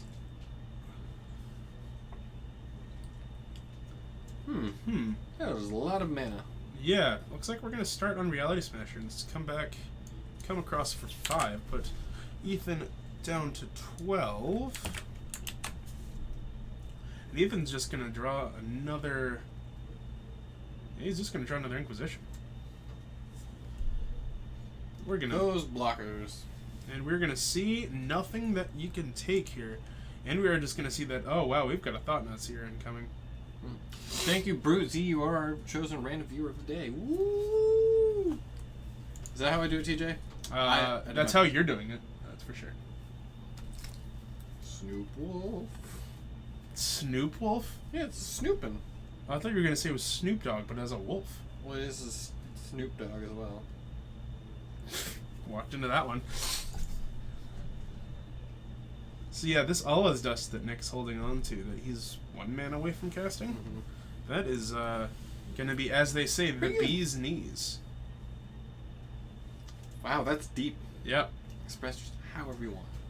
Express yourself. So we're gonna see an attack for 4. I use my hair to express myself. It's always the same expression though. Green is not a creative color. Crackling Doom and a Death Shadow Eldrazi Man. That does actually sound pretty cool. Yeah, it's really interesting. It's 1, 2, 3, 4, 5, 6. I count 6 mana that Nick can make, right? Yeah. Okay. As long as it's for an Eldrazi spell. Yeah. or I think, or an activated ability of an Eldrazi. Mhm. So we're gonna see a bolt incoming What did I say? on that, and then we're gonna pitch. Okay, I'm gonna pitch the Painful Truce. It looks like we just want to make more dudes, and we're just gonna get rid of one of those fatal pushes. Oh. This also means Nick can't attack with that because it's got 3 damage marked on it already. So maybe it's a way to say I'm gonna gain 5 life, or at least pseudo gain 5 life. I'm pretty sure the tokens are just done for here. I think so too. It's not looking good. You don't block that. No, when it's 1 damage attacking and you know he has a fatal push, Yeah. it's not looking super hot. Ooh. Oh. Now, crucially, you can't fatal push the Reality Smasher. No. No. Well, okay, I mean, you you can, if you really want to discard. but at the same time, that's not really what you want to do. So what are we gonna draw? We're gonna draw Lingering Souls. Not very good when you have only 2 lands. Also, Ooh, super deck. Conley Woods. Thank you. Thank you for the host. That's 113 people. You guys I are don't have that jumping. here. You guys are jumping in right during the last round. We're gonna see some Eldrazi Tron versus some tokens. He can try to path the Reality Smasher just to discard the Lingering Souls. I guess that's true. That is Yeah. totally possible. But it looks like Nick's gonna find a second Smasher. Oh, and that's all. It's all over. Yeah, smash. It's all over. In the words of Nigel Thornberry, it is quite smashing. Gonna turn him sideways, and what are we gonna do? We're gonna throw all of them in front of one Reality Smasher, so that we only take 5. Gonna fall all the way down to 7 though. Crackfest State. And what are we gonna find? We're gonna find a Fatal Push. I think maybe a. Oh no, that's a Liliana of the Veil. That's arguably a little worse, since at least you could cast Fatal Push. Yeah. But we're gonna draw, and Nick is gonna find that 7th land, and we're gonna cast All Is Dust, and that is gonna be all she wrote. Just gonna take an extra turn to do it, All is dust. and we'll pay 2 life as the way to go out. Nice. That is a solid way. You take your own opportunities. So, Eldrazi-tron winning game 1, but not off the back of Chalice of the Void. Turns out Reality Smasher, pretty good Magic card. Still standard legal. That I did know. I may have played that when it was really dumb to play it.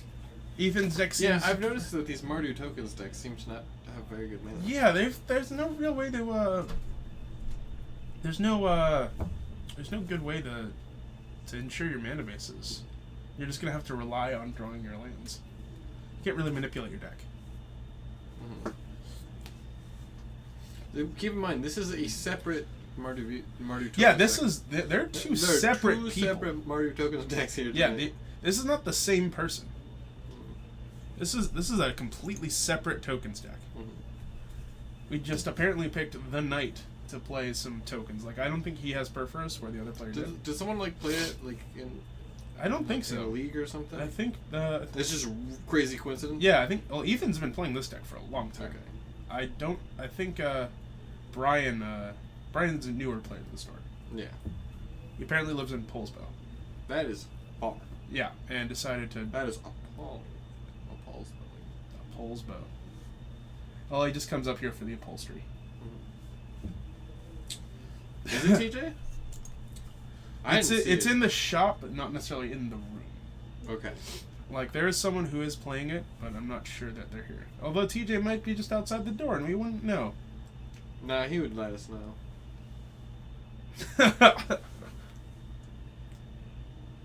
Alright, I don't think he's actually out there. No, he's probably home. What's the text running around now? Blue-green ramp? What does that deck do? Oh, in standard? Yes. You cast Fog every turn, Okay. and then you cast Ulamog, and then you win the game. Oh. Okay. Yeah. That makes sense. Basically, you cast Haze of Pollen. Okay. Commit to Memory, which puts something second from the top, and then Memory, which is everyone shuffles their hand and graveyard, and you draw 7, which Okay. basically shuffles your Fogs back and you draw them again. And then you play Ramp.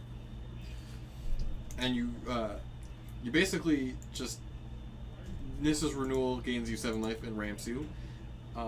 Sounds yeah, like it's- sounds like Season's End.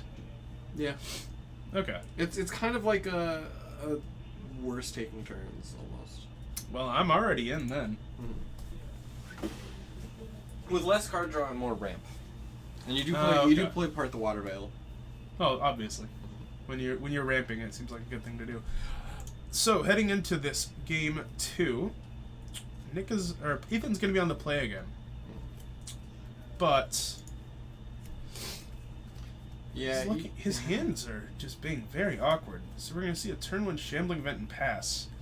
And against we standard now, boys. specifically Eldrazi Trone is not what you want to do. Although drawing that land is going to be a good start. Since I believe he also has a Stony Silence in hand, which is going to stop Walking Ballista pretty well. Mountain, and I think we are going to see this. Or no, we're going to see Pyromancer first. That is a foil Amonkhet Mountain. True. I loved the green-white Megamorph deck because I was playing Red Deck Wins at the time. So Spatial Contortion going to take down the young Pyromancer, not letting Ethan untap to try to get more value out of it. We standard now, boys. But we are going to see Swift Spear into Stony Sounds. Get a prowess trigger there. Wow. And attack for 2. Going to put Nick down to 18. And all of this is, this game is, he's certainly casting a lot more spells than he did last game. I think the slowest magic card is Meandering Tower Shell. I know what it does. I'm trying to think of something worse. Well, there's Chronotog. Literally skips your turn. So Matter Reshaper gonna come into play for Nick.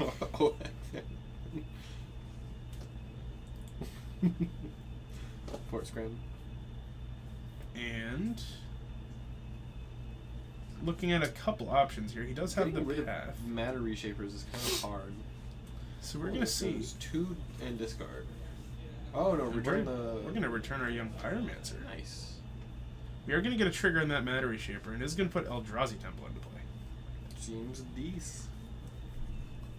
However, it is gonna come with the 2 damage from Monastery Swissbear.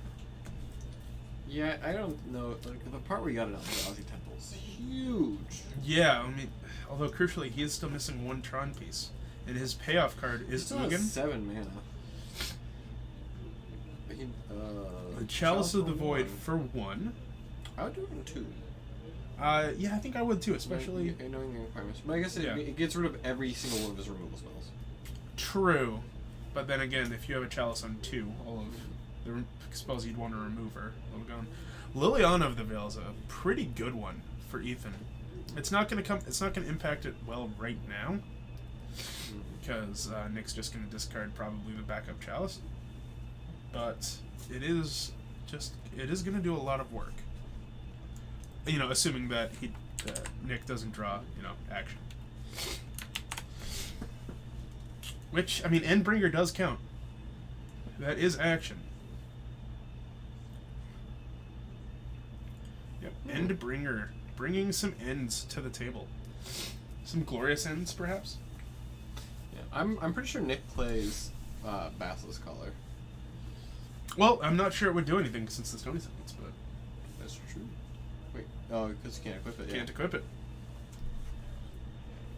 So, young Pyromancer coming down, and a Lightning Helix right now. For the Prowess trigger. You know, it's supposed to be tokens. It's really looking a lot more like a burn deck right now. Yeah. Really, yeah. All right, I will keep that in mind, TJ.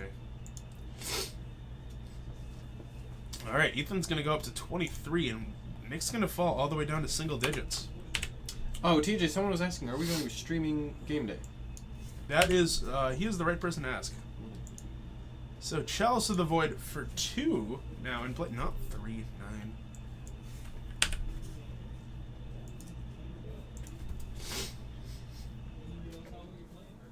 So a Lava Claw reaches for Ethan. That's not a card you see very often. That is not a card you see ever. And that's also, yeah, true. And a Lingering Souls as well. So this This board state's looking a lot more complicated. Now, remember when we were talking about Mason's deck? Sure. And what we called it? Did call it just Naya things. Solid cube draft. Solid cube draft. I'm getting that vibe here. True, actually, more so for Ethan, because It's I Lava Claw Reaches. don't think he's played a duplicate of any spell. No. And we're gonna see an attack for what is that? 5 damage. Gonna fall all the way down to 4, and now Nick's hoping for the missing Tron land. That's not it. That's a good on land. But We that do is have it all does. his dust. Yeah. Mm-hmm. Yep. He does still have flashback of Lingering Souls. True, and Nick is at 4. So look at that. That's his second Young Pyramid. That's actually the same one that got killed earlier. And actually, he has the Lava Claw Reaches. This is actually just lethal. Gonna attack. Gonna actually pump that Lava Claw Reaches.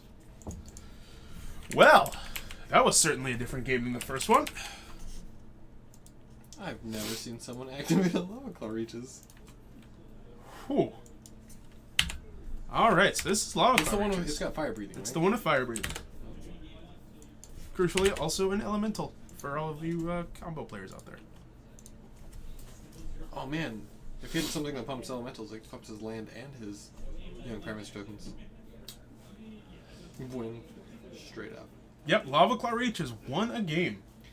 I think that means he wins. I think it's got super death touch. It's one of those cards that, like, if you kill someone with it, I think you win the match. You banish them to the Shadow Realm. True, true. I'll let him know.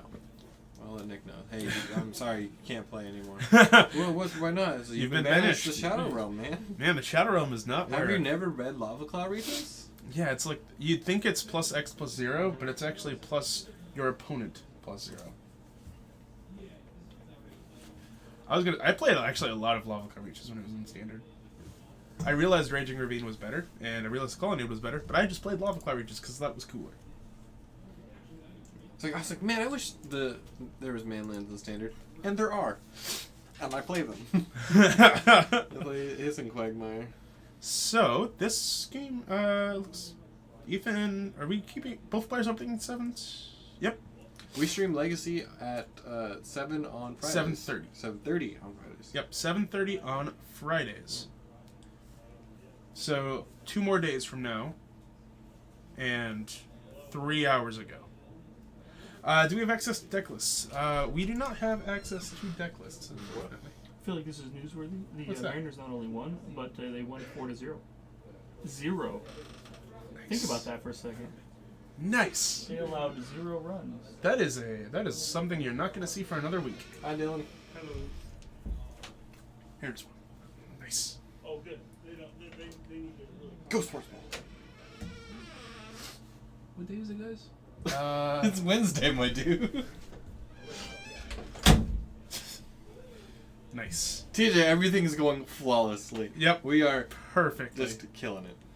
Yep. Ethan's deck especially is it's his he's been playing this deck for a long time, so his choices are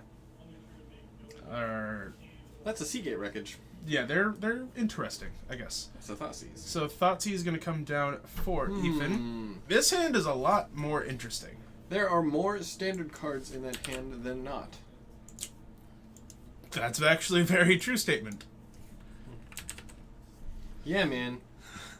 The Coleman and Steven show. New to Geek Force. So we're going to end up taking that Reality Smasher. Going to leave him with the hand. TJ has been banished from the Shadow Realm to the Mega Shadow Realm, which just happens to be his house. That would explain why I keep having, people keep showing up there. So, Ethan's going to fall to 14 and going to play a Stony Silence. Now, funny enough, that doesn't stop a single card in Nick's hand. But it's just so important against Walking Bliss, I think you still need to have it. And Ethan agrees, that's why he has 2 of them.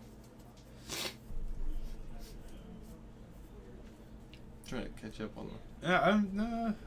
So, we're going to see Thoughtnuts here in play, and we're going to also look at Ethan's hand. We're going to also... Okay, looks like the action's flying here. We're going to put an Eldrazi Temple into play.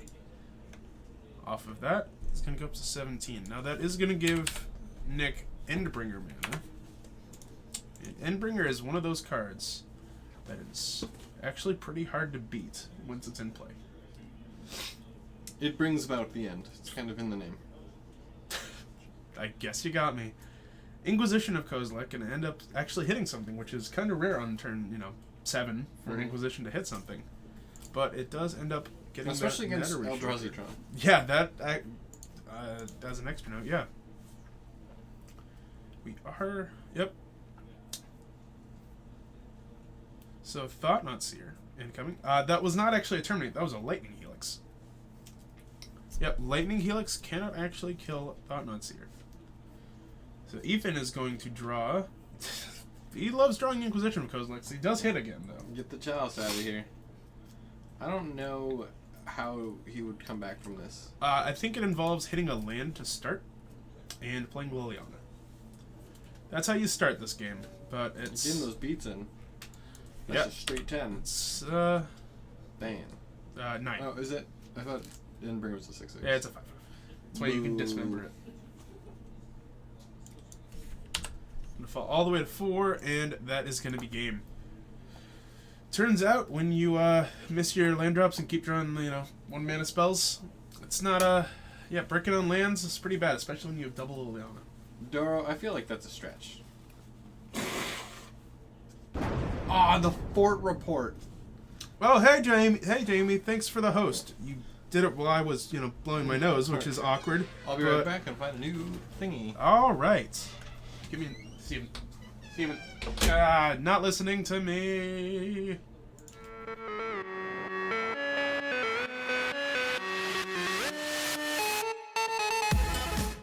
All right, welcome back to the booth. We just saw Eldrazi-Tron take out Mardu tokens. Actually, 2 Mardu tokens decks in the room, which is not what I thought. Is Eldrazi-Tron a tier 1 deck? Yes, probably. It's good enough that I think I'd do it. And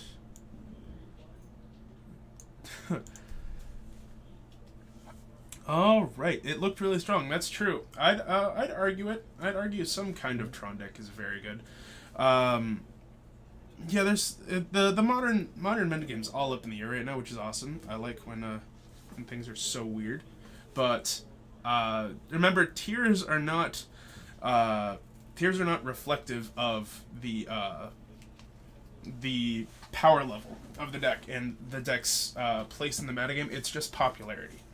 Like it's just 12% of the people, and granted, I'm not sure the exact numbers, but it's one of the most popular decks, so it's going to be tier 1 in that you're going to have to play it a lot more. So something like Company, which in my opinion is also a very good choice right now, it's lower on the tier scale, but also still a good deck to play. So Spaghetti Magic. I wonder what Spaghetti Magic would be. Is it like... It's like a spaghetti western, but magic related? That's... Huh. I'm sorry, I have this glorious picture in my head of Clint Eastwood playing a burn deck. I don't know why it would be burn, but in my head it just feels like burn. Your opinion is that Death Shadow, Eldrazi-Tron, Ad Nauseam are probably the strongest decks. Yeah, I mean, it's always up in the air about which one is better at a certain point. Who won that match? Eldrazi-Tron did. The tokens deck bricked on lands game 3, and unfortunately that is the way the cookie crumbles.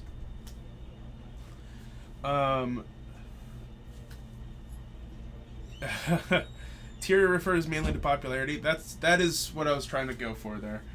Just because something isn't very popular doesn't mean it's not very good. You'd say Burn is very strong. I actually don't agree. I think Burn is not as good as it used to be, mostly because Death Shadow is so good. and Burn versus Death Shadow is not a very good matchup. You'd think it would be, but since the entire point of their deck is that they want to start low, and then they're better at starting low than you are, so meh. What sideboard cards are good against Eldrazi? That is a good question. Ceremonious Rejection, it's a solid one. Ensnaring Bridge, pretty good. What else is good? It obviously depends on what deck you're playing. Like ways to I have to imagine Living-End's good. Just because, you know, being able to Fulminator Mage and Beast within their lands over and over and over again are probably good against the deck that wants to play a lot of lands. Blood Moon is, I guess this is one of the Tron decks that actually is kind of weak to Blood Moon. That wouldn't make sense. Worship isn't actually as good as it used to be, mostly because they do have outs here creatures, as opposed to, you know, the old ones that do. Stonehorn Dignitary. If you can Stonehorn lock them, you will win. That is certainly true. And if you want to play Ghostway, be my guest. That matchup is still pretty bad. How's it going? Got nothing. You got nothing, huh? It's the middle meshes or doesn't want to. Oh, that's fair. That's fair. Shy people. So what do you think is a good sideboard card against Eldrazi? Engineered Plague. Name Eldrazi? No. I feel like Blood Moon's actually really strong. Sure. You know, Tron, Blood Moon. Yeah, it's the Tron deck that actually has problems casting things with colorless mana. Yeah. Or not color. Ceremonious Rejection. Yeah, that's what I said. Or not colorless mana, but you know, red mana, I should say. Yeah. Crumble is pretty good. Crumble of Dust seems pretty good. Crumble is okay. I feel like Fulminator Mage might just be better. Well, yeah, you'd probably play a complement. Ghost Quarter. Ghost Quarter is always a good one against Tron lands. I like Salty Earth. Or Salt? Sowing Salts. Sowing Salt. This is like a worse version of Crumble, though, right? Okay. It is now. Hey, but Crumble is not a red card. Still love the Ghostway deck. Well, I'm glad. The Ghostway deck is very cool. Yeah. I am a big fan of the Ghost. Does Eldrazi play Cavern? Probably one, if that. Yeah. It depends on how many counterspells are in the metagame. If you have a lot more, obviously they're just gonna play it. If not, then because they don't need any colored mana. So see, I have this like Magic's in Magic for me right now, and my Magic playing. Your Magic career. My Magic career is in a Yep. really weird spot where I play a lot of Magic in a lot of different places. Okay. And so I have I only play Standard because I'm a scrub like that. And EDH, but EDH, you know, sideways. And so my Standard deck, I have my sideboard, and then I have my sideboard, which is like 30 total cards. Okay. Because there's just so much difference in meta wherever you go. And I feel like in Modern that should be especially more. Yeah, there's a. You should always board for your meta, not for. So. Yeah, don't rely on the metagame at a Pro Tour.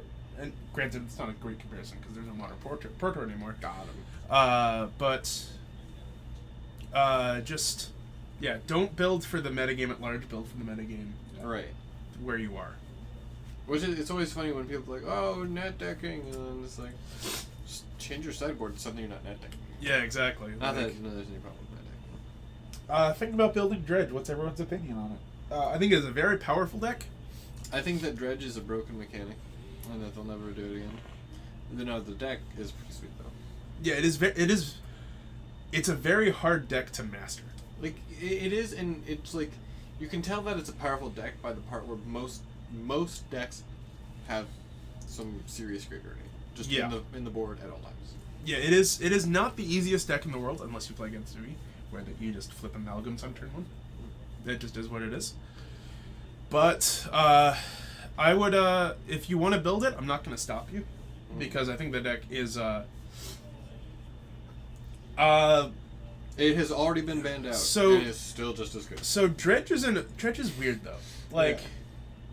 Dredge is going to be one of those decks where everyone complains about it Yeah. for forever, and I don't know if anything's going to change about it until, I don't know, maybe Prized Amalgam gets hit, which will probably I not doubt happen it. at this point. No, I doubt that anything else is gonna happen to any like. Yeah, any one of those decks. Because like it's fine. Like you'll crush. See, the thing is, Dredge isn't until there's like a Dredge Storm variant. They're not gonna ban anything else. No, in my head, there's a Dredge deck that also storms. Exactly. Like I just want to see that. Anything that plays like if they play like Rape Shot or if they play like what's the Gravestorm card? Bitter Ordeal. Bitter Ordeal. Man, the second someone like plays in a big modern tournament with a Bitter Ordeal, just Dredge is destroyed because it's Dredge, but it also has the word Storm in it, so gone. Yeah, it's Gone. Gravestorm. Huh. Yeah, like if then again with modern, I realized that the ban list is always a problem because compared to other formats, it does get pushed in certain ways a little bit more. It's funny, like I know someone who has I think they played Twin into what else has got recently banned in Modern? There was Summer Bloom. Well, those got it hit was, at the it was same time. another. It was like another big Modern deck got banned out, and then they played Copycat. Oh, that's rough. Yeah. You could be my old roommate who started playing, who went Blue Red Delver before Treasure Cruise, then Eldrazi, then It was Twin or Amulet something. Pod's been banned forever. Titan. It might have been Infect. No, it wasn't Infect. Infect didn't get banned. No, the deck got a lot worse. But then went to Amulet Titan, and then as I was saying, something's probably gonna get hit from that. He's like, whatever, I'll just play Twin, and he plays Burn it's- now. Oh, it might have been Eldrazi.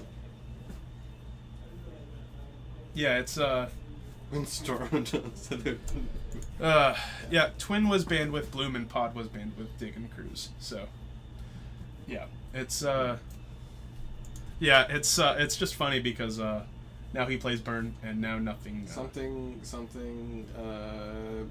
Ban miracles. ban Eidolon of the Great Revel. I don't know. That's why the joke is I'm always saying ban Eidolon because that'll really screw him over and it'll just be funny Yeah. for me alone. There's modern ban list is full of cards that are. Well, all of the ban lists have cards on them. I guess that's true. That's what makes them lists. Mm-hmm. Which is it's funny because the standard ban list used to not have cards on it. Yeah. Boy, we live in a weird world, don't we? Weird Magic related world. I'm okay with it. Yeah, I am too. I'm like, I'm actually really excited about Standard again, which I never thought I'd be. I've had a blasty blast playing standard. Uh, I've played against a lot of different decks now. mostly it's just like it feels so open and like this is not a feeling that I've had in a long time when it came to Standard. I think it gets better when Battle for Zendikar rotates out. 'Cause a lot of the Yeah. a lot of the problems of standard revolve around Battle for Zendikar being in standard. It's weird, right? Because like all the Eldrazi are making their name in older formats, Mhm. and yet they see 0 played Standard. Ulamog is now probably the win condition for standard. Well, other than Ulamog, but And that's just because Emrakul's like. banned. Kozilek, no play. Well, Zero play. Emrakul sees that, or not Emrakul, obviously. Kozilek, Jesus, Ulamog. Ulamog got it right the third time. There's only 3. Ulamog, I think, sees like a super high amount of play, mostly because you can spin it off Marvel, Yeah. and It's also just the best card to ramp into. yeah, so I think that's mostly why Ulamog's Yeah. so good. But like, Yeah, you're not supposed to Thought Not Seer, the- I figured that card would be all over the Yeah. place. And like Reality Smasher. Battle for Zendikar is nuts. Right now, if everything were to have rotated when it was supposed to, there'd be no goblins in standard. For the first time. How does that make you feel? I am really hoping that there are no goblins in this one. Yeah, it's but just to wait off the, but like standard is really cool. I like it. Also, all competitive formats are going to be changing up with the next like blah blah blah amount of sets coming forward with their new play design team. True. That's gonna be very interesting. I'd like to hear about. I'd like to see the impact of that new thing. For those of you who don't know, the Yeah. Wizards has like recently today announced that they now have a new team inside R&D that all they do is test for competitive formats. Yeah, which maybe that avoids stuff like mental misstep again. And, yeah, it's to not have the Saheeli combo again Yeah, because they missed it. Yeah, well, I don't think they missed it. I think they were obviously No, aware of it. they But- actually said they missed it. Oh well, I thought that was just going to be they just didn't realize the impact that it would have. And No, they it'd be straight too up good. said we didn't even notice it. They had the Future League, but that wasn't to like. Also, like that. Yeah, the Future League is weird. Like, See now, like it's stuff they tested for, but now they have a specific group explicitly for fighting yeah, these like things. Like the FFL they- was designers building. it's not just a decks. bunch of people who work in R&D. Yeah. So it's not like just like, hey, you're a creative person, come play Magic. It's like Melissa Del Toro and Yeah. Andrew Brown are on this team. Like they're people who are going to find the things. Yeah, it's yeah. But no, like getting back to the point. Also, for the record, there were pain lands in standard with the Eldrazi that I'm thinking of. I know because we played that in Portland. Yeah. We played Reality Smasher in the board of our sideboard deck, or in the board of our burn deck, I should say, and it was very close to. I think we still were good. Yeah. We were good at that. Yeah, that's the thing is they were testing for casual. Yeah, And now this is explicitly for competitive. which I like. I like a lot. And we might get back to my favorite standard environment all the time, which was Innistrad. Innistrad is my favorite standard format. No, I mean but yeah, the Eldrazi have been like completely absent. Like Thought-Knot's here. I don't think I've seen a Thought-Knot's here in standard, and that's weird to me. I think it's just due to the lands. Yeah, I think so. Like, Stop hitting the table. nope. Got him. I didn't hit the table. Pullman. I didn't hit the table that time. Well, I'm gonna go check for more modern That's matches. I feel bad talking about standard on Wednesday. Yeah, I'm just waiting to see if we have another match here for you guys. You said you can't tell every time? Oh, okay, that's fine. Well, don't ruin the bit, TJ. Do not ruin the bit. Everyone's shy, and also they're done or they don't want to. Oh, okay, that's fine. I mean, we're not going to force anyone to come up. And it's, Although I did try. oh, okay, that's fine. As long as you tried. And after all, trying is half the battle. That is the quote. That is the quote. Trying is a portion of the skirmish. Okay, so then we're going to call it a night right here, I think. Yeah, because I'm gonna go to bed. I have work in the morning. I'm going to go get food at some point. Not sure what. Tomorrow's my last day of work, but my boss doesn't know that yet. Okay, and on that bombshell, I think it's time to end. We're going to host over to TJ's home stream. No, wait, we just gotta find someone cool. That's what TJ said. We gotta find someone cool to stream over to. Oh, we do? Oh, okay. Well, I mean, do you think we should find someone chill, though? Gives off a lot of warmth. No, I think we should just cut it. Just cut it. Okay. Let's just do the Sopranos and just cut off mid-sentence. Well, you know, we can only do so many things back here. Yep, I guess we will see you all on TJ's stream. But from everyone here at Geek Fortress, I'm Coleman. I'm Steven. And we're wishing This is you... Dirtwolf. That's apparently Dirtwolf. You should find someone monotonous. I don't think we're heading to the right place. Not wrong. When you get over there, make sure you mention all of your favorite life gain cards. I know he loves them. Burnt Forge Tender. Burnt and Forge Oriok Champion. Yep. Much Wow Kung Pao. First of all, great name. Second off, don't worry, we're gonna host you over there. So when you get there, if you like it here, you'll probably like it there. It's like the And- same but different. Yeah. So we'll see you guys next time. It's on Friday at 7:30. So Friday. peace out, y'all. Bye.